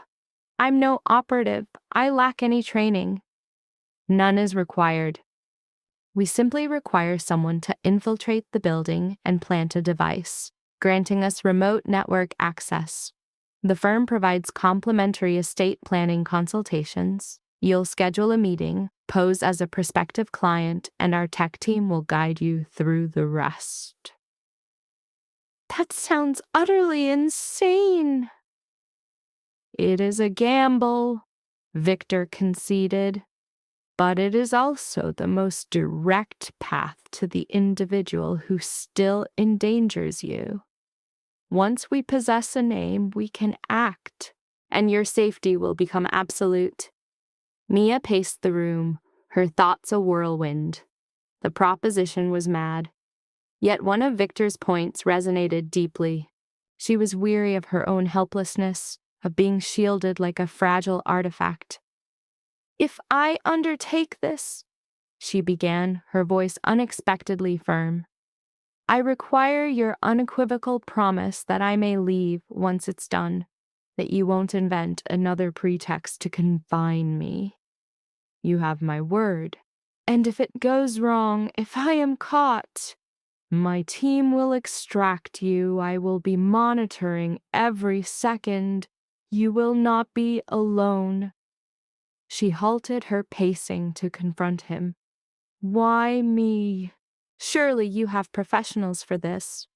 I do. But any new client undergoes a background screening. An associate of mine would trigger alarms. You, however, are a blank slate. No history, no connection to my world. You are precisely what you appear to be, a university student securing her future. It is the ideal cover. Or a catastrophe in the makings. That is also a possibility. Victor's stark honesty was disorienting. I will not deceive you, Mia. There is a chance of failure, but I believe the risk is justified, and I believe you can succeed. You can't be certain of that. But I am. You've demonstrated it repeatedly since you found that wallet. You possess a resilience you fail to recognize. Mia wanted to object, to call him irrational, but a deeper part of her, the same part that made the call, that insisted on being present for the raid, had already consented. All right. The word simply escaped. I will do it. A flicker of what seemed to be relief crossed Victor's expression. Thank you. Don't thank me yet. I might sabotage the entire thing. You will not. He pressed a button on his intercom. Marcus, bring the tech team to the study. We are proceeding with the law firm operation. The subsequent 2 hours became a compressed tutorial in corporate espionage that left Mia dizzy. Marcus introduced her to Sarah Chen. No relation to Richard, he assured, the architect of Victor's tech division. Sarah, perhaps in her 30s, possessed sharp eyes and a pragmatic demeanor with an intense focus that mirrored Victor's. The device is straightforward, Sarah explained, displaying a small USB drive. You insert it into any computer at the firm. Our software installs in under 30 seconds, granting us complete network dominion. What if I am seen? That is why your meeting is scheduled for late afternoon when most personnel are at lunch or in meetings. We've surveyed the location. You have a 15-minute window when the office is virtually deserted save for you. Nearly deserted, Mia thought, unconvinced. Marcus interjected. Look, it is not simple, but it is entirely achievable. You will be wired so we can monitor everything. If things feel wrong, you withdraw. No one will impede you. And if they try? Victor's voice, laced with menace, cut through the room. Then we will retrieve you. I will be in a vehicle 2 blocks away. You are never out of our line of sight. Sarah displayed a blueprint of the law firm on a screen. The target is on the 3rd floor of the downtown Meridian building. You will use the main entrance, take the elevator to 3, and register with the receptionist. You are seeing a junior associate, Jennifer Walsh. She is 26, recently graduated, and she manages new client intake. So, what is my cover story? Essentially, the truth. You are a college student who endured a traumatic event, and now you wish to organize your affairs. It's not implausible for someone young to consider their will after a near-death experience. She will review the fundamentals and likely attempt to sell you on additional services. Sarah pointed to the diagram. During her presentation, you will excuse yourself to use the restroom. It is located here, down this corridor. On your way back, you will pass the records room directly. That is the location where we need you to deploy the device. Won't it be secured? It should be. but we have orchestrated a fire safety inspection to coincide with your meeting. Our operative, the inspector, will have unlocked all doors on his route. The records room will be accessible as you pass. Mia studied the blueprint, her mind racing to commit the layout to memory. There are so many variables. Welcome to my reality, Victor stated, devoid of emotion. But Sarah's team has executed this before. It is effective. Typically, Sarah clarified, which did nothing to soothe Mia's frayed nerves. They spent the remainder of the morning conducting simulations. Sarah demonstrated how to connect the device, the optimal place to conceal it, and how to maintain composure if interrupted. Marcus tutored her on what to say if questioned and how to project calmness under duress. By midday, Mia's head ached. Isabella found her in the library later, looking wan. "Father informed me of your plan," Isabella said. "You are not obligated to do this. You could remain here while they devise a new plan." "How much time would that require?" "I cannot say. It could be weeks, perhaps months. I cannot wait that long. I must reclaim my life." Isabella sat beside her. "I understand. But Mia, the people behind this are profoundly dangerous, far more so than Vincent and his mercenaries. If they discover your involvement, your father pledged to protect me. He would die attempting it if necessary." "That is precisely what I fear," Isabella whispered. "I have already lost my mother. I cannot bear to lose him as well." Mia saw the raw terror Isabella tried to conceal. "Do you truly believe this could get him killed?" "I believe my father accepts risks that would paralyze a normal man because he presumes he can control every outcome. But he cannot. No one can." She took Mia's hand. "Just be cautious, both of you." The appointment was set for 2:00. At 1:30, Mia entered an SUV with Marcus and Sarah, as Victor trailed in a separate vehicle. The drive to the city center was silent, Mia's stomach a mess of anxiety. Sarah fitted her with wiring securing a miniature microphone inside her collar, out of sight. "Remember, we hear everything. If you are in peril, use the safe word, confused. That is the signal to abort." "Confused," she repeated. "You will be fine, Barca," Marcus offered, though he appeared nearly as stressed as she felt. "Just breathe. Stay composed. You are simply a frightened student in need of a lawyer. It is not so far from the truth." In the city's heart, the Meridian Building stood as a sleek, glass edifice. Mia exited the SUV, her legs unsteady, her backpack held in a rigid grasp. The USB drive in her pocket was a palpable weight, a small, dense stone. "We are right here." Victor's voice, transmitted by Sarah's earpiece, was a tether from 2 blocks north. "You are not flying solo." A slight nod, unseen, was her only reply as she entered.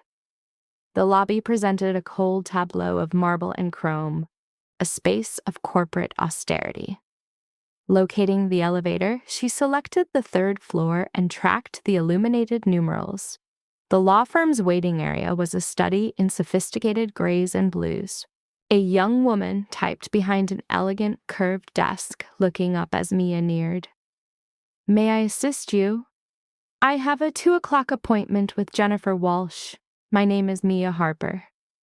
The receptionist consulted her screen. "Confirmed. I will inform her of your arrival. Please take a seat." Mia sank into a waiting room chair, her pulse a frantic solo.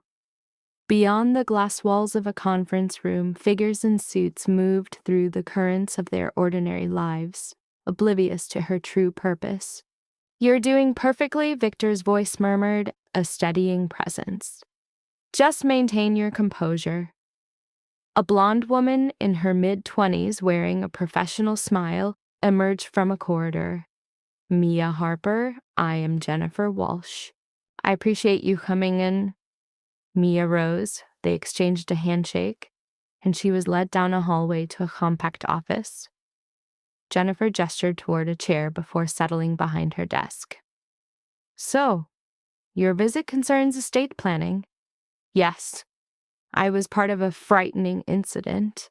It forced me to consider the fate of my belongings if I were gone.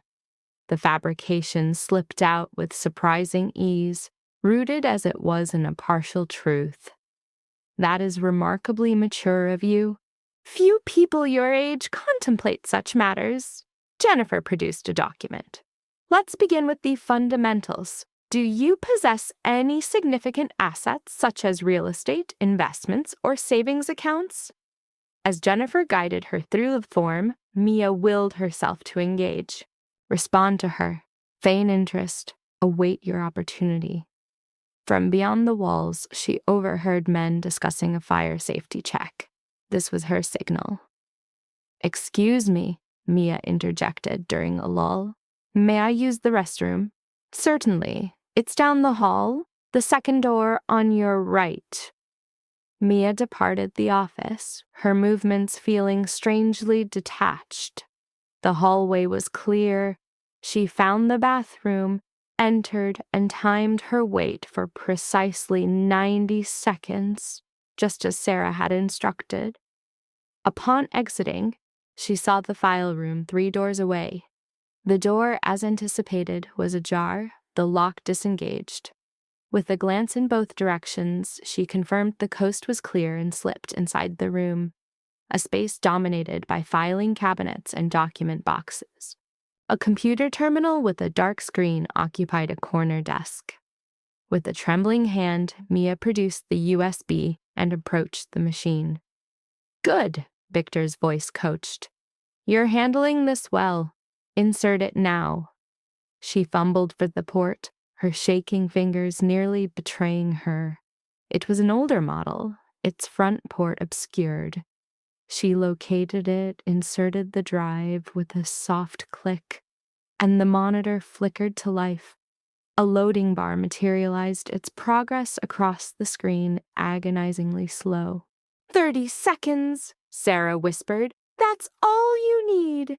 29, 28, 27. The sound of footsteps echoed from the hall. Mia's heart seized. Someone was approaching. The steps grew more distinct. She fixated on the progress bar, its crawl having barely reached the halfway point. Mia, stay calm, Victor commanded.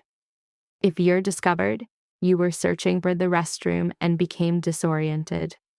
15 seconds. 14, 13. The footsteps halted directly outside. Hello? Is anyone in there? Mia's thoughts scattered. She could only stare at the screen, at the loading bar now achingly close to completion. Mia, respond to them, Marcus insisted. Immediately. Sorry, Mia projected, her voice thin and unstable. I was looking for the restroom. I must have taken a wrong turn.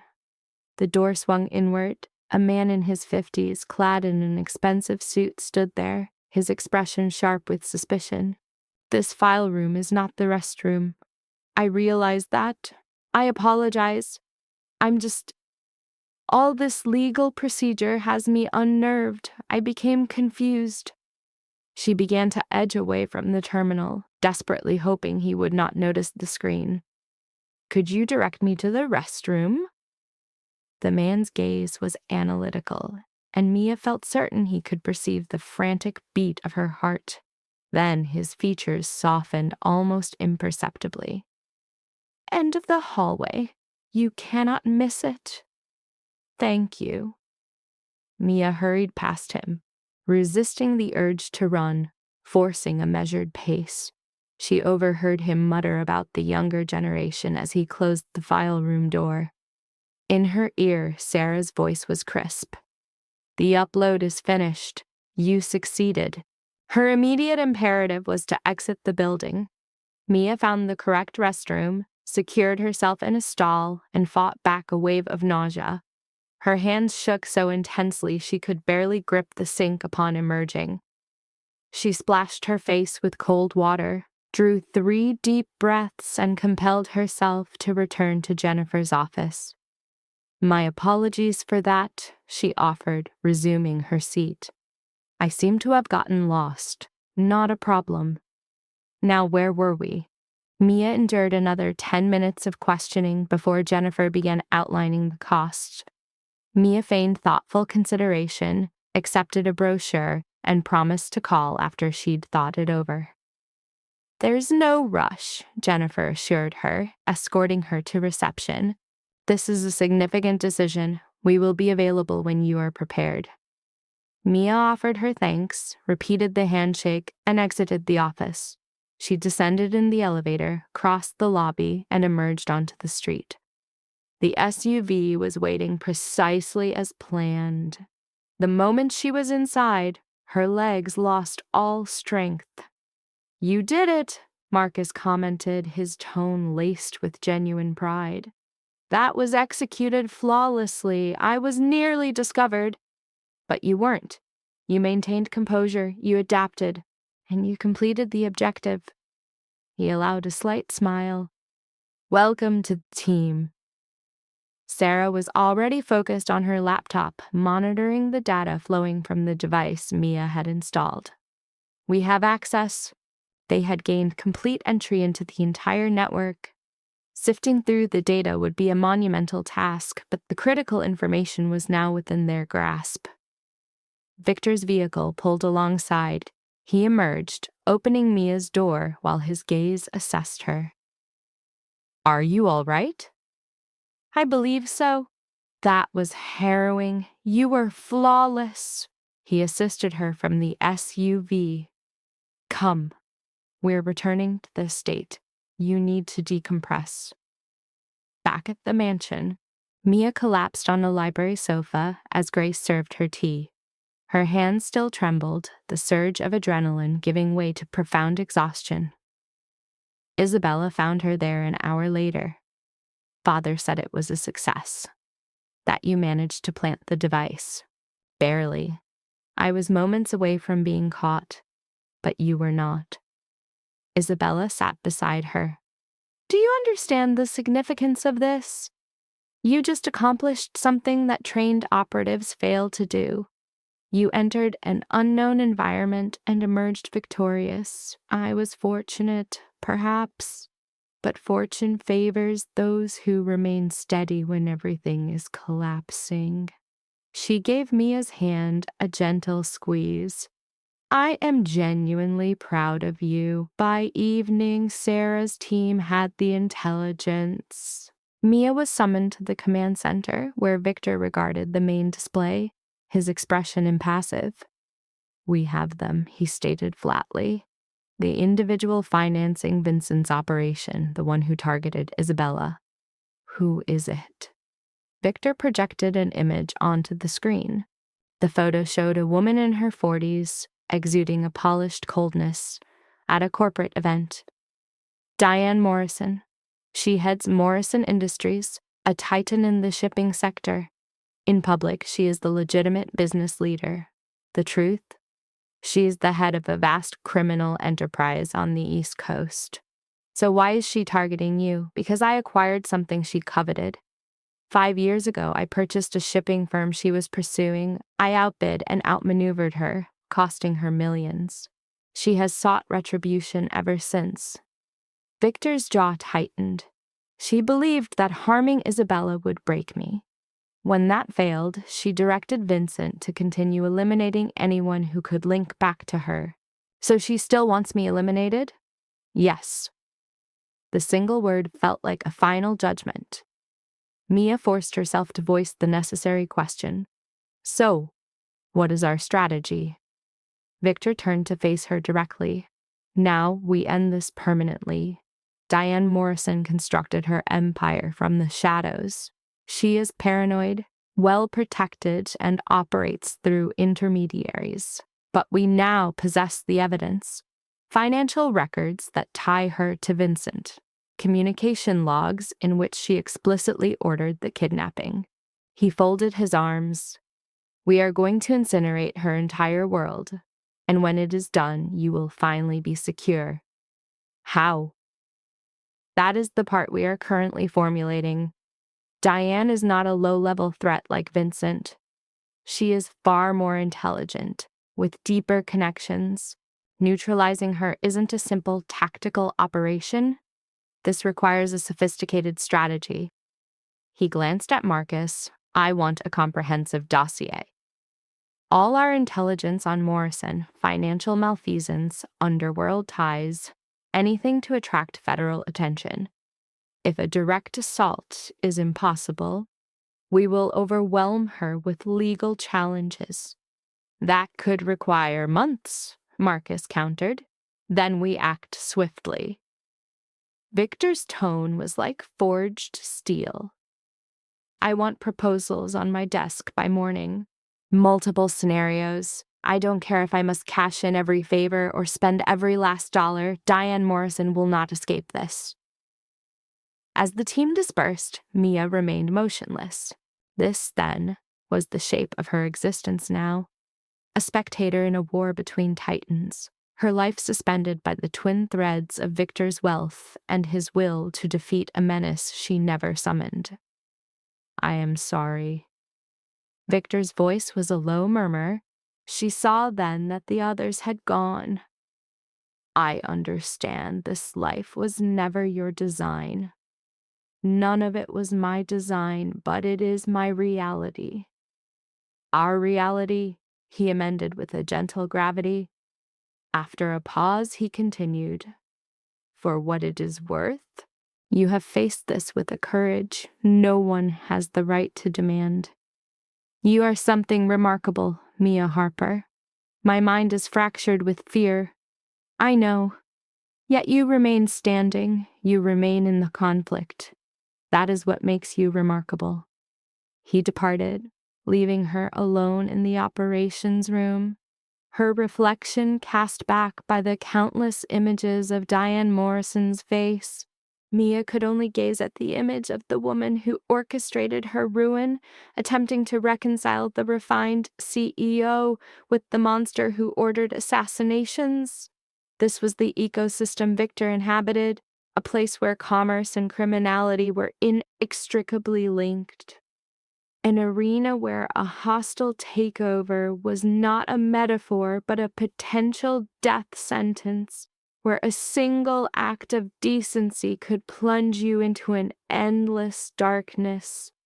And Mia was trapped in this world until Victor could forge an exit, if an exit even existed. The doubt began to seep in as she stood in the silence, and for the first time, with absolute clarity, Mia questioned if she would ever truly know freedom again. The subsequent 48 hours devolved into a chaotic vortex that left Mia's senses reeling. Victor's team engaged in a relentless around-the-clock campaign, assembling a legal case against Diane Morrison that grew more damning by the hour. Records of laundered funds, testimonies connecting her to criminal syndicates, intercepted communications that confirmed her order for the hit. The evidence mounted, each new piece another steel bar in a cage she could not escape. Yet Diane was not idle. On the second day, Marcus stormed into the operations room where Mia and Sarah were reviewing files, his expression dire. "We face a significant complication. Diane is aware of our approach. She is liquidating assets, destroying records, and vanishing from the grid. An informant has compromised our position." Victor glanced up from his monitor, his features hardening into a grim mask. "Who?" "That remains unknown. But she is fortifying for a siege. Her crews are mobilizing, converting her properties into armed compounds. She is leveraging every favor owed by every enforcer she commands." Marcus displayed surveillance footage on the main screen.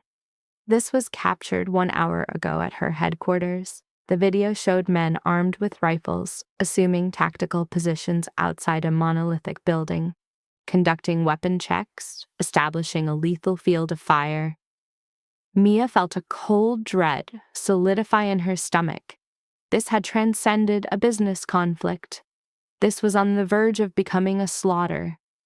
"How many combatants does she field?" Victor inquired, his voice a blade of cold steel. "We have confirmed a minimum of 30, likely more within the structure, and she has imported professionals, ex-special forces, each one. These are not Vincent's amateur enforcers. These men are trained operators, as are we. Victor." Marcus's tone was a stark note of caution. "If we assault that building, there will be fatalities. Many of them. We may not all emerge. What is the alternative? Allow her to incinerate all evidence? Permit her to disappear, only to strike at us later when our vigilance has waned?" Victor rose, his palms striking the table. "No, we engage them now, while the tactical advantage is still ours. There must be another path." Mia heard her own voice articulate. The entire room fell silent, all eyes turning to her. A flush of heat rose in her face, but she pressed on. "You were discussing a legal strategy, compiling evidence for the police. Why not simply deliver it to them? Let the proper authorities manage Diane instead of initiating a war." "Because the authorities are methodical and slow," Victor retorted. "By the time they secure warrants and structure their prosecution, Diane and every shred of proof will be gone. We are compelled to act now, even if that action ensures more people will die." The question hung in the tension-filled room. Victor's jaw locked. For a moment, Mia anticipated a sharp dismissal, but then a subtle change occurred in his gaze. "What are you proposing?" Mia's thoughts were racing, an idea taking shape that terrified her even as she gave it voice. "What if we constructed deception? Induce her to believe victory is within her grasp, so she abandons any plan to flee. Then we ensnare her with proof she cannot eliminate. How? The details are not yet clear, but we must compel her to admit to her actions herself, to capture her confession on a recording detailing everything she has done. That would provide us with undeniable leverage." Sarah leaned forward, her focus absolute. "A sting operation. We arrange a meeting at a location we command, equip it with audio and video surveillance, and allow her to incriminate herself with her own words." "She would never agree to such a meeting," Marcus countered. "She is already aware she is being hunted." "She would," Mia stated quietly, "if she believed she was about to obtain the one thing she desires above all else. Someone like me." The room was plunged into absolute silence. Victor's eyes found hers, his expression a perfect cipher. "Unacceptable." "Why?" "Because the woman desires my elimination. Can you imagine the outcome if she detected a vulnerability, an opportunity? It is a direct invitation to death. You are not a field agent. You are not prepared to confront an individual like Diane Morrison. I was not prepared to witness a kidnapping, or to plant a listening device, or to endure any of this. But I have." Mia rose, her hands trembling but her voice firm. "You said I was a survivor. Prove you believed it. Permit me to help you conclude this?" "No." Victor's denial was absolute. "I will not allow you to walk into that kind of danger. We will devise another strategy." "There is no other strategy, and you know it." The words escaped Mia before she could restrain them. "You said it yourself. Diane is intelligent, paranoid, and completely insulated. The only prize valuable enough to make her reckless is my final removal. So let us exploit that, by presenting you as bait, by offering you to a woman who has already attempted to have you executed." Victor's impassive facade was fracturing. revealing the pure fury beneath. I brought you into this to ensure your survival, not to make you a sacrificial offering. I am not asking to be a sacrifice. I am asking you to trust my judgment. Mia stepped closer, holding his gaze. You have fought this war on my behalf. You have been my guardian. You have made every decision. But it is my life that is at stake. Do I not have a voice in how it is preserved? Victor merely stared, his face a battlefield of warring emotions. His focus eventually shifted to Marcus. Was it conceivable? Could they engineer a trap with a high probability of success? Marcus and Sarah exchanged a silent, knowing look. It was possible if the setting were ideal. A location Diane would perceive as a neutral zone, but which was, in fact, entirely under their control, and they would need a bulletproof pretext for Mia's presence, a story Diane would accept without question. The Pier 17 warehouse, Sarah said abruptly. It remains listed under Morrison's corporate assets, but we took control of it 3 weeks ago when we dismantled Vincent's network. She is unaware we possess it. We could frame it as Mia's final hiding place before she vanished. Diane would seize that opportunity, Marcus concluded. She would perceive it as her moment to silence a cornered, solitary witness. A profound, strained silence filled the room before Victor's gaze returned to Mia. If we proceed, and that is a monumental if, you will obey every command without question. You will be fitted with body armor. You will maintain a live communications link. The instant the situation appears unstable, you are extracted. These are the terms. Agreed. I am not being theatrical, Mia. A single error converts this from a controlled scenario into an absolute catastrophe. People have met their end for far less. I understand. His severe gaze held hers for another long moment before he gave a sharp, reluctant nod. Very well, Sarah, begin preparing the location. I require full video, audio, and multiple extraction routes. Marcus, position teams in the adjacent buildings. If Diane arrives with her entire security detail, I want us prepared to meet that force. He looked back at Mia. And you will dedicate the next 12 hours to absorbing every lesson required for you to survive this. I refuse to lose anyone else. The training was an intense, fear-driven immersion. Marcus drilled her relentlessly on movement, using cover and identifying threats. Sarah tutored her on the covert recording equipment and how to orient herself to capture clean audio. Victor himself rehearsed the script with her. The dialogue, the methods to keep Diane engaged, the discipline to remain composed when every instinct would scream for her to flee. Isabella discovered Mia later that night, sequestered in the library, trying to commit the warehouse schematics to memory. Dad informed me of the plan, she said, taking a seat. He's in turmoil, though he would never admit it. I am in turmoil as well, Mia confessed. But I cannot continue this existence, constantly vigilant, anticipating the next assault. This must end, I comprehend that. Truly. But Mia, Isabella's tone was gentle. You have no obligation to us, not to me, and certainly not to my father. You have already contributed more than anyone had a right to expect. This is not about settling a debt. It is about reclaiming my life. Your father has shielded me, battled for me, and directed this campaign, and for that I am immensely grateful. But I can no longer be merely the person who is saved. I must become a person who resists.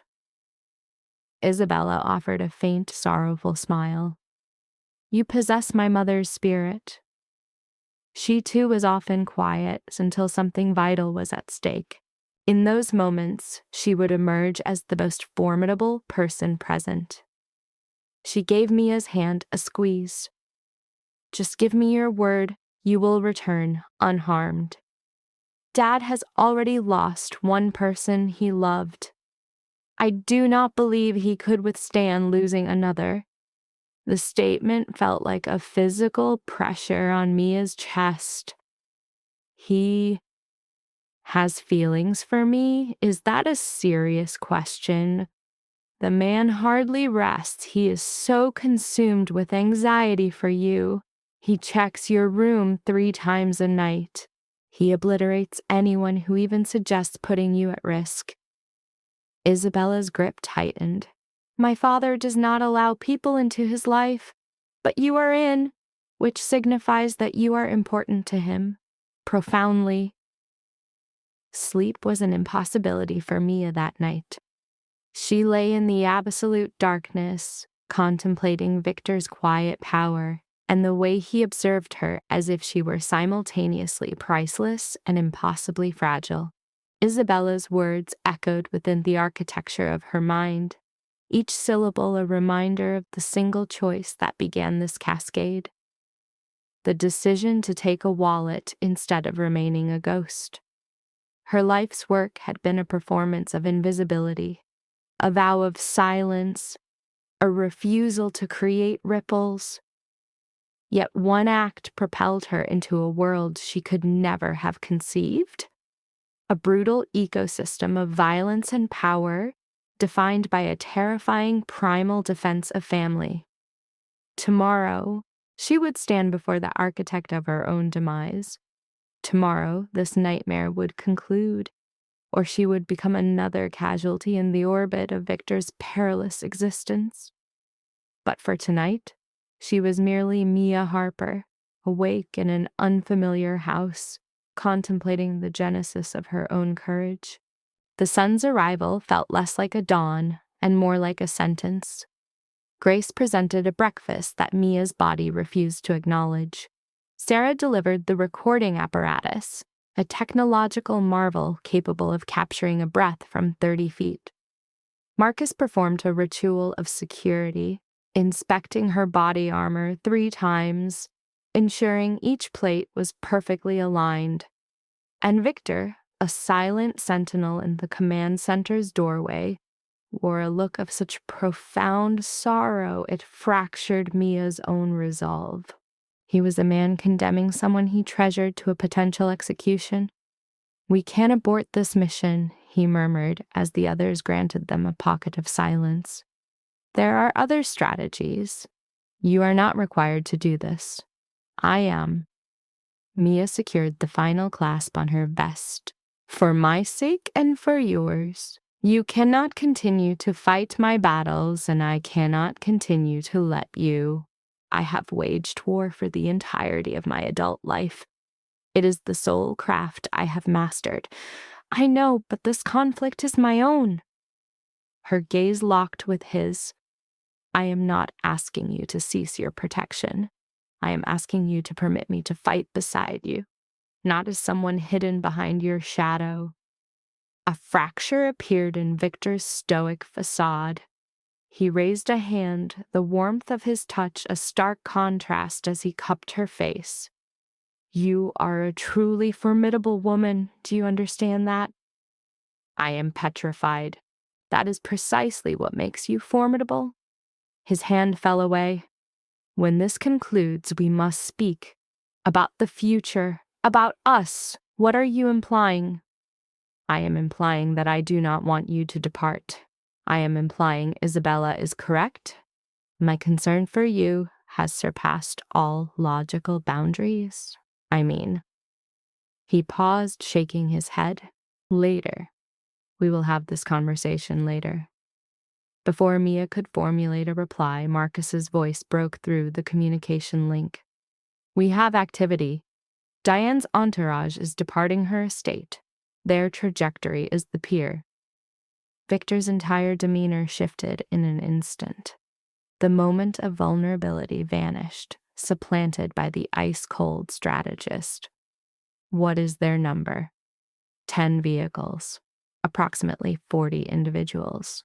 She is deploying a private army for a single university student, Victor observed, his tone grim. Understood. All units, advance to your designated positions. Mia, you remain with me until we reach the warehouse. From there, you proceed alone, as we rehearsed. The journey to Pier 17 felt both instantaneous and eternal. Mia sat in the armored vehicle's rear, the vest a constant pressure, the hidden microphone a secret against her skin, cycling through the plan endlessly. Maintain composure. Keep Diane engaged in conversation. Position yourself before the cameras. Secure the confession. Then extract yourself. It was a plan that was simple, terrifying, and bordered on self-destruction. The warehouse materialized, a stark concrete monolith flanked by shipping containers, looming over the black water of the harbor. Victor's teams had already become ghosts, assimilated into the urban landscape. Snipers occupied the rooftops. Tactical units stood ready to breach on his command. He had assembled his own legion here, prepared to pull her from the inferno. The SUV halted a block from the target. Victor faced her. This is your final opportunity to withdraw. I am not withdrawing. Then understand this. You do not enter that place unsupported. We have you covered. You will never be out of our line of sight for a single second. He held her gaze. And Mia, return to us. That is a direct order. She could only offer a nod, her throat constricted beyond speech, before exiting the vehicle. The approach to the warehouse was a surreal procession, like moving through a thickened atmosphere. Her body moved on instinct while her mind screamed for retreat, yet she persisted, one step after another, until her hand made contact with the door. The interior was a perfect match to the blueprints she had committed to memory. A vast, cavernous chamber with concrete columns, strewn with debris to simulate a hasty abandonment. The cameras were concealed, but their locations were known to her. The microphones would capture everything. She moved to her assigned mark near the center of the vacant space and began the wait. 15 minutes passed with agonizing slowness before she detected the low rumble of engines outside. The doors are violently breached, accompanied by shouted commands. The primary bay door retracts, revealing Diane Morrison, flanked by 6 men armed with formidable weaponry. She is physically smaller than Mia had envisioned, clad in an exorbitantly expensive coat, her hair severely pulled back. Her eyes, however, are chips of ice, methodically scanning the environment before locking onto Mia. So, this is the witness, Diane stated, her voice a paradox of refined elegance and sharp contempt. The college student who failed to respect boundaries. Mia adopted a posture of absolute stillness, determined to betray no fear. I never desired any part of this. No, you merely wandered into the wrong location at the most inopportune moment. You observed something forbidden, and you initiated a call that cost me a substantial amount of capital and resources. Diane advanced as her security detail fanned out, creating an inescapable perimeter around Mia. You should have continued on your way, Mia Harper. You should have erased the memory. Instead, you transformed into a liability that requires neutralization. By murdering me? Is that your standard protocol for resolving issues? When it becomes a necessity, and you, my dear, have been escalated to a high-priority target for removal. Diane's smile was devoid of all life. Victor Hale has been concealing you, sequestered within his fortress, but his protection is not infinite. You were bound to emerge eventually, and my people would have been there waiting. So you engineered the abduction, Mia countered, her voice projected with perfect clarity for the concealed microphones. You contracted Vincent Zhao to seize Isabella Hale. I contracted Vincent for numerous tasks. Taking Victor's daughter was merely one. I required him to experience the same degree of loss I suffered when he incinerated my enterprises. I needed him to know impotence, to know that specific terror. Diane's expression became stone. But that incompetent man failed me, and so we arrive at this point.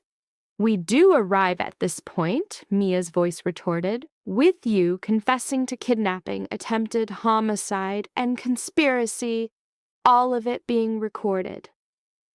Diane's eyes narrowed to impossibly thin lines. What? This entire structure is equipped with surveillance. It is listening. It is watching. Every word you have just uttered has been captured and transmitted to federal authorities, who are likely securing warrants at this very moment. For a brief instant, Diane was paralyzed. Then a harsh, bitter laugh erupted from her. You believe you are clever. You believe you have me cornered. But you are the only one who is trapped. She signaled her team. Conclude this. Make it efficient. The men raised their weapons. Mia's heart stopped. This was the end. She had the confession, at the cost of her life. Suddenly, the windows detonate inward. Victor's teams simultaneously breach every possible entrance. Doors, glass, even the skylights above. Distraction devices ignite, plunging the world into blinding white light and a concussive roar. Mia dropped to the floor, shielding her head as gunfire erupted throughout the space. A hand seized her. It was Marcus, shouting into her ear, "Stay down, do not move." The firefight was a violent tempest that lasted perhaps 30 seconds but felt like an entire year. When the pandemonium ceased, Mia looked up to see Diane's team strewn across the floor like discarded dolls. Diane herself was on her knees, her hands bound, with Victor standing over her, the embodiment of cold fury. You have made a grave error, Victor stated, his voice dangerously quiet. You targeted my family. You attempted to extinguish a life I swore to defend, and you truly believed you would prevail. He knelt to meet her gaze. You were profoundly mistaken. Diane spat at him, a defiant reptile until the very end. This alters nothing. I possess lawyers, influence, power. You think a simple recording will have any legal standing? In fact, it will. A new voice emerged from the doorway. A woman in a dark suit entered, flanked by federal agents. Diane Morrison, you are under arrest for kidnapping, conspiracy to commit murder, money laundering, and approximately 15 additional charges we are currently compiling. You have the right to remain silent, although it appears you have already been excessively talkative. As agents raised a still protesting Diane to her feet, Victor's attention pivoted to Mia. She remained on the floor where Marcus had shielded her, her entire frame trembling with the aftershock of adrenaline. Victor knelt before her. Are you injured? She could only shake her head, rendered mute by the experience. You succeeded. You induced her confession. You brought this to a close. His hand touched her cheek, a gesture of profound gentleness in the aftermath of such violence. You were utterly magnificent. I was certain I was going to die. As was I for approximately 3 seconds. Then my team offered Diane a small demonstration of the consequences of threatening those under my protection. He assisted her to her feet. Let us depart. It is time to leave this place. Outside, a tapestry of emergency lights paints the warehouse in strokes of red and blue.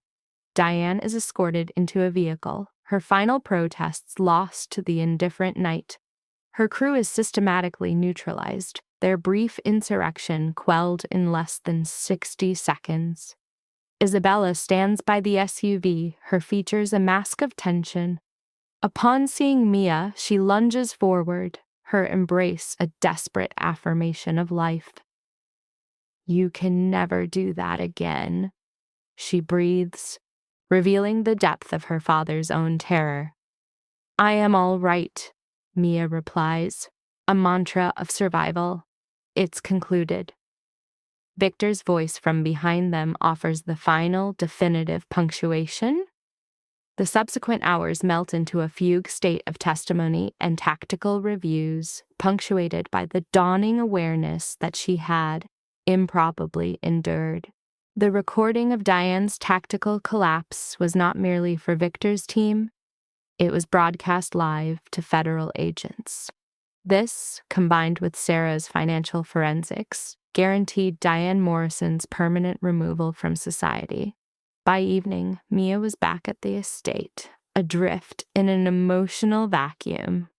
Grace had prepared a bath and left food she couldn't stomach.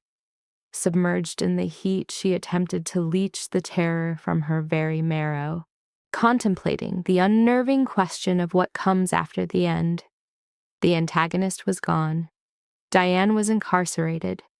Vincent and his men were detained. Richard Chen was already negotiating a lesser fate. The protracted nightmare had reached its formal, unequivocal conclusion. This resolution meant she was, in theory, free to leave. She could reclaim her apartment, her studies, her former existence of quiet normalcy. The idea should have been liberating. Instead, it settled in her stomach like a leaden weight. A soft rap on the bedroom door pulls her from her thoughts. Mia exits the bath, dons a robe, and finds Victor. "May we speak?" he asks. "Certainly." He enters but keeps his distance, his gaze fixed on the gardens outside. "I've spoken with the federal prosecutors. They're extending an offer of witness protection. A new identity, a new location, a complete severance from your past. Is it necessary with Diane imprisoned? Unlikely, he concedes. But the option exists should you wish to vanish." He pivots from the window to face her. "Alternatively, you could remain here." The words catch in Mia's throat. What? Remain here, with me, with Isabella, not as an asset I'm protecting, but as... He searches for the precise phrasing. As someone who belongs here, someone who chooses to be here. "Victor, I'm a university student. You command a vast enterprise. What purpose would I serve?" "Any purpose you choose. Complete your degree, build something new. Discover who you are when you're not perpetually scanning for threats." He closes the distance between them. "I recognize the complexity. My world carries risks you never chose. But over these past 2 weeks, witnessing you uncover this latent strength, watching you confront your own fear, I am not prepared for that chapter to close. You hardly know who I am. I know you saw a lost wallet and chose integrity. I know that when you felt true terror, you reached out for aid. I know you faced a monster and extracted a confession because you refused to be governed by fear any longer. I know you are the most profoundly courageous person I have ever encountered, and I will not simply allow you to walk away." Tears begin to cloud Mia's vision. I'm not brave. I am still the terrified girl who once trembled just interacting with people. The will to stop being afraid finally eclipsed the instinct to be safe. That is the very definition of bravery. Victor's hand gently cups her face. Stay. Please.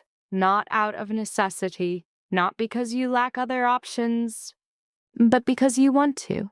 Because perhaps you feel this connection as well.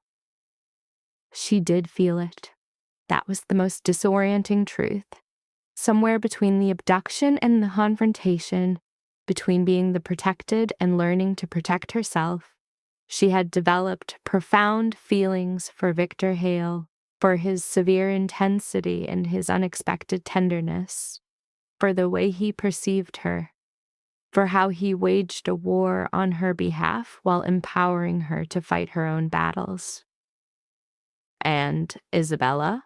What would be her perspective? She has already informed me that I would be a monumental fool to let you go. Her specific terminology. A laugh escapes Mia, a small crack in the solemnity. She said that? She did. She likes you, she respects you, she believes you are a positive influence on me. He offers a faint smile. She may have a point. Mia considered her old, uncomplicated life, a reality that now seemed to belong to another person. She considered the person she was 2 weeks prior and the woman she had been forged into. She considered walking through hell and discovering a power she never knew she possessed. If I stay, she said, her voice resolute, the dynamic must change. I will not simply reside here in safety. I must have a function, a purpose, anything you desire. Sarah noted your talent for maintaining composure under duress. She has been considering an expansion of our intelligence division. She could utilize someone with your particular aptitudes. You want me to be your employee? I want you to be my partner, if that is what you choose. Or you can return to your studies, launch a business, whatever you wish. My only objective is to have you here, with me, with our family. Mia looked at him, this man who had entered her life like a force of nature and irrevocably altered its landscape, who demonstrated a level of courage she couldn't have conceived, who gave her a choice, even when doing so must have been its own form of terror. All right, she said softly. I will stay. The relief that washed over Victor's face was so profound, it was almost difficult to witness. He drew her into his arms, holding her as if she might dematerialize. Thank you, he whispered into her hair. Thank you. They remained there for a long moment, two individuals who found one another in the deepest abyss and somehow fought their way toward the light. Finally, Victor broke the embrace. Get some sleep. Tomorrow we will determine our new strategy. After he departed, Mia sank into bed. But before sleep could take her, another knock sounded. Isabella opened the door a fraction. Dad said you're staying. I am. Isabella's smile was radiant. Good. I hoped you would. This house needs more people who aren't intimidated by him. And I need an ally who understands the nature of this existence. Your dad is not so terrible. No, but he's an overwhelmingly protective force. He requires a team that can withstand that intensity. She perched on the edge of the bed. Seriously, I am glad you're here, Mia. Genuinely glad. It will be great to have someone on my side. After Isabella left, Mia finally allowed her body to succumb to exhaustion. The primary threat was neutralized. Diane was imprisoned, and Mia had, improbably, found a family. 6 months passed in a blur. Mia was now in the command center, observing Sarah's team conducting surveillance on a new person of interest. She had excelled in her online classes while concurrently mastering the intricate operations of Victor's organization. Sarah's assessment had been correct. Mia was a natural strategist. Her photographic memory, her unwavering calm under fire, her ability to perceive patterns others missed. She was the most valuable player, and she had upheld the promise she made to herself. The archetype of the damsel in distress was retired.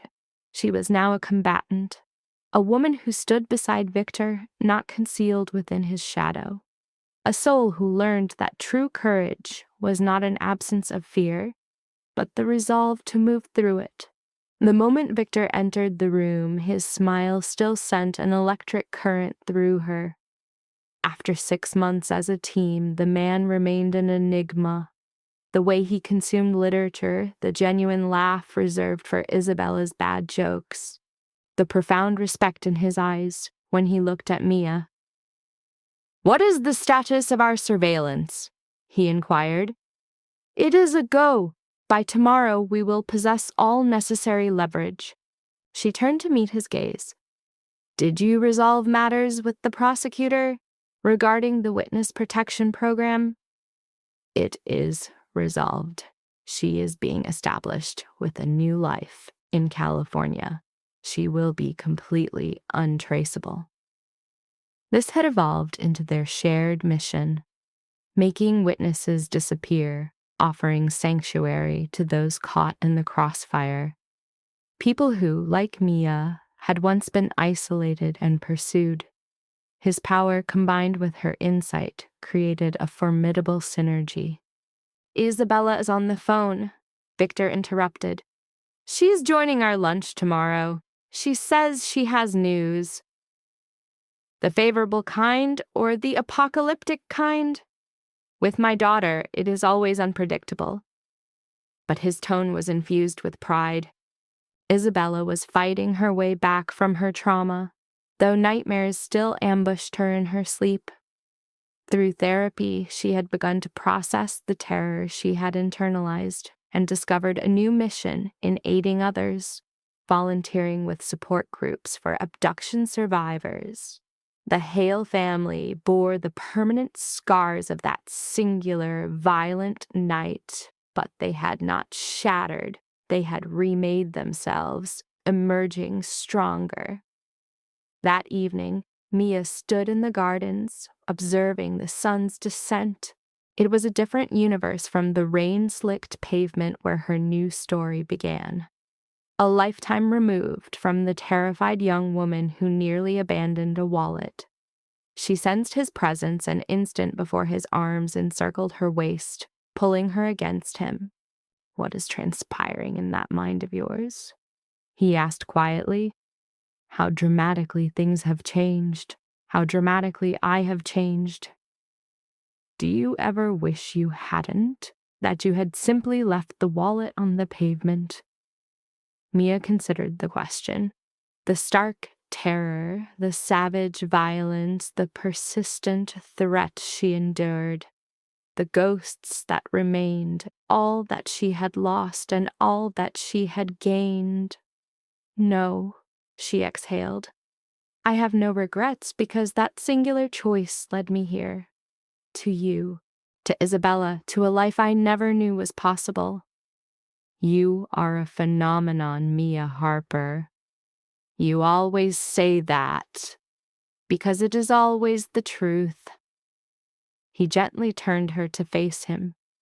"The most astonishing part, you did far more than simply survive. You were remade. You took the most searing chapter of your existence and forged it into an instrument, becoming a beacon for those lost in their own darkness.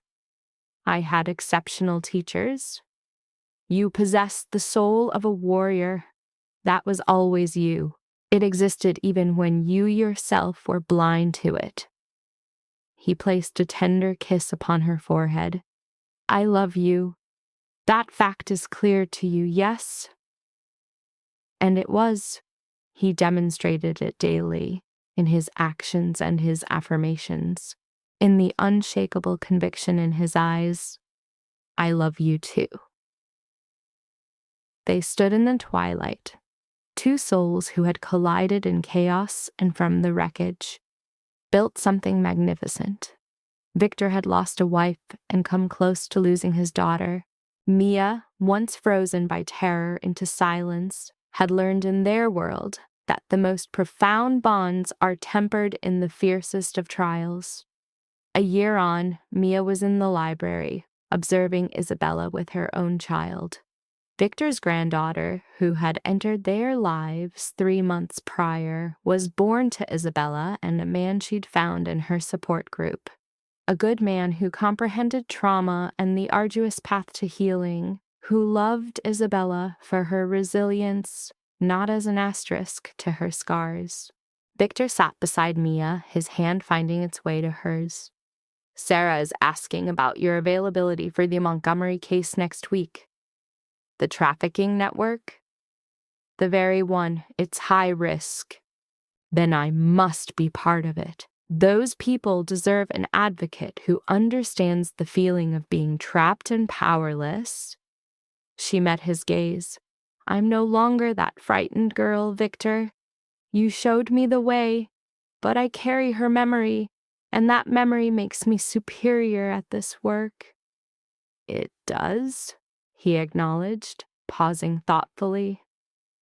"I've been considering what we've established here. This is more than a security company now. It has evolved into something greater, a final hope for people with no other recourse."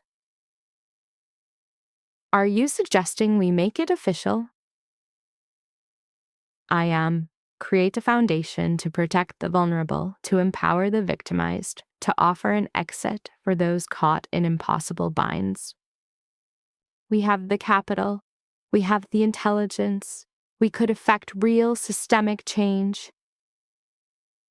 A fire ignited in Mia's spirit. This was the purpose she had been unconsciously seeking, a way to alchemize her own pain into a tangible power, a method to help others unearth the courage she had discovered within herself. "The Harper Hale Foundation," she said, tasting the words. "It carries a certain weight." Victor smiled. "I was thinking the Isabella Foundation, in honor of the person who was the catalyst for all of this, the young woman who waged war against her own terror. She would be overcome." They proposed the idea to Isabella that evening, and she simply wept. They were tears of healing, of a hope reborn. The foundation became operational 6 months later, with Mia commanding field operations and Victor stewarding the assets. In their first year of existence, they pulled dozens of people from the brink. Witnesses who needed to vanish, survivors who required advocacy, individuals who had stared into the void and needed to be reminded of their own inner strength. And with every soul they assisted, Mia continued to evolve, to grow, and to realize that the quiet girl, once too timid to order a coffee, had always contained a warrior. She simply needed a reason to emerge. 2 years after that rain-lashed night, Mia was addressing a room filled with survivors. These were the people the Foundation had drawn into its protective sphere, people still on the long journey toward finding their own fighting spirit. Victor watched from the back of the room, his pride a palpable presence. Beside him sat Isabella, holding her own young daughter. 3 generations of unbreakable will together in one family. "I understand your fear." Mia's voice filled the room. "I know this feels like an unwinnable war. I know the question of ever feeling safe again lives like a ghost in your mind. I know because I was you.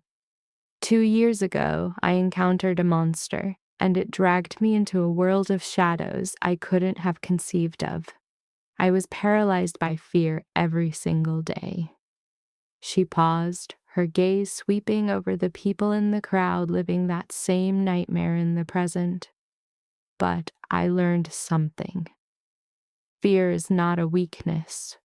Fear is proof that you understand the stakes. Your strength is determined by what you do next. Do you allow it to forge your chains, or do you make it the fuel for your own war, for your survival, to become the person who guides someone else through the darkness? She watched the understanding dawn in eyes that had witnessed far too much.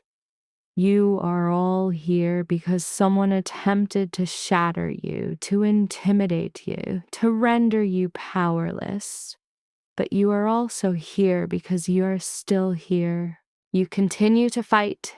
You are searching for a path forward. That is courage. That is power. And I promise you, if I was able to find it, so can every last one of you. After her address, they flocked to her to offer thanks, to share their histories, to ask for a strategy. Mia gave each person her complete and undivided focus, remembering the sensation of being lost exactly where they stood. Terrified, uncertain, desperate for a guarantee that the future would be better. She couldn't promise them it would be simple, but she could promise them they would endure. Because she was the living evidence, because courage was not some magical gift. It was a weapon you forged in the precise moment you needed it most. That evening, Victor found her in the library, the silent witness to so many of their most critical decisions. "You were magnificent today," he said, taking the chair next to hers. "The way you reached them, the hope you gave them. I only told them the truth, that fear and courage can coexist, that to survive does not mean you are no longer afraid. It means being terrified and doing it regardless." Victor took her hand, drawing her near. "I've been turning something over in my mind about us, our next chapter." Mia's stomach performed its familiar flip. "And what might that be?" He produced a small velvet box, opening it to reveal a ring. Simple, elegant, perfect. "Marry me, not because you are a damsel who requires a hero, not because of any perceived debt, but because I am entirely devoted. You are the most formidable person I have ever known.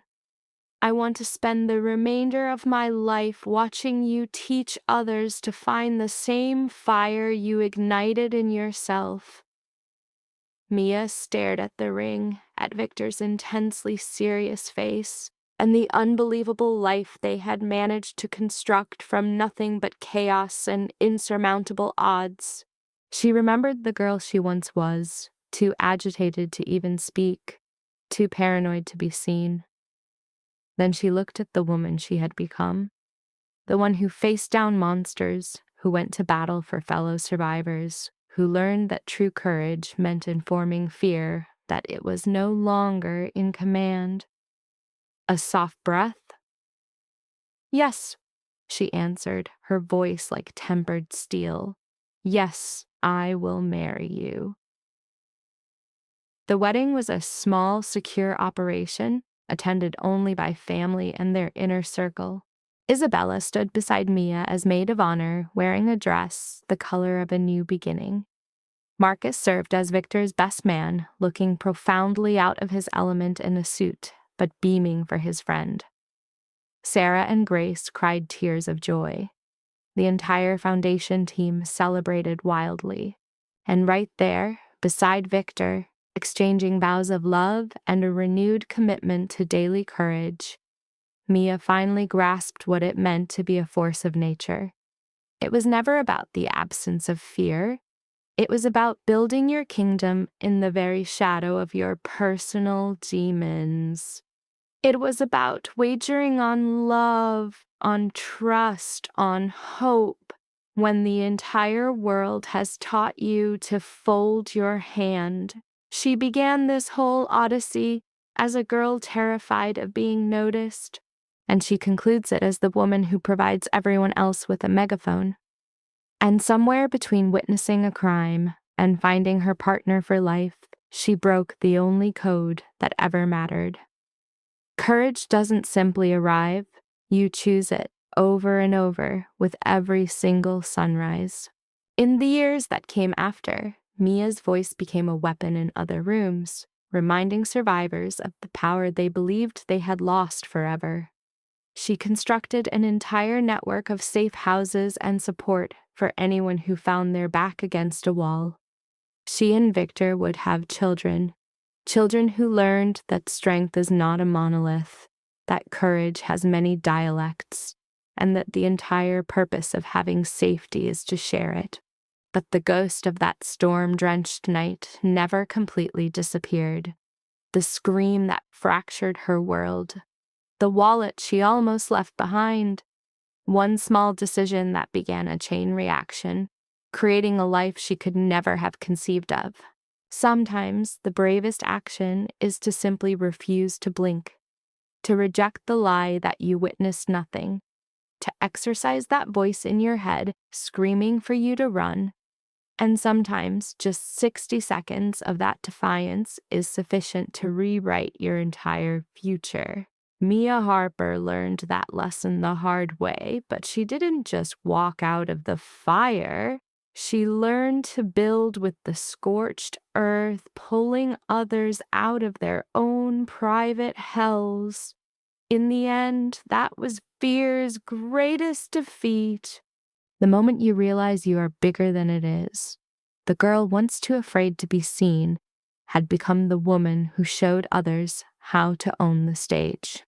And that Mia thought as she watched her team, her eyes landing at the foundation named for Isabella, a life built from a power she never knew she had. That was the only conclusion that mattered. Not a world without monsters, but a soul that will not let them win.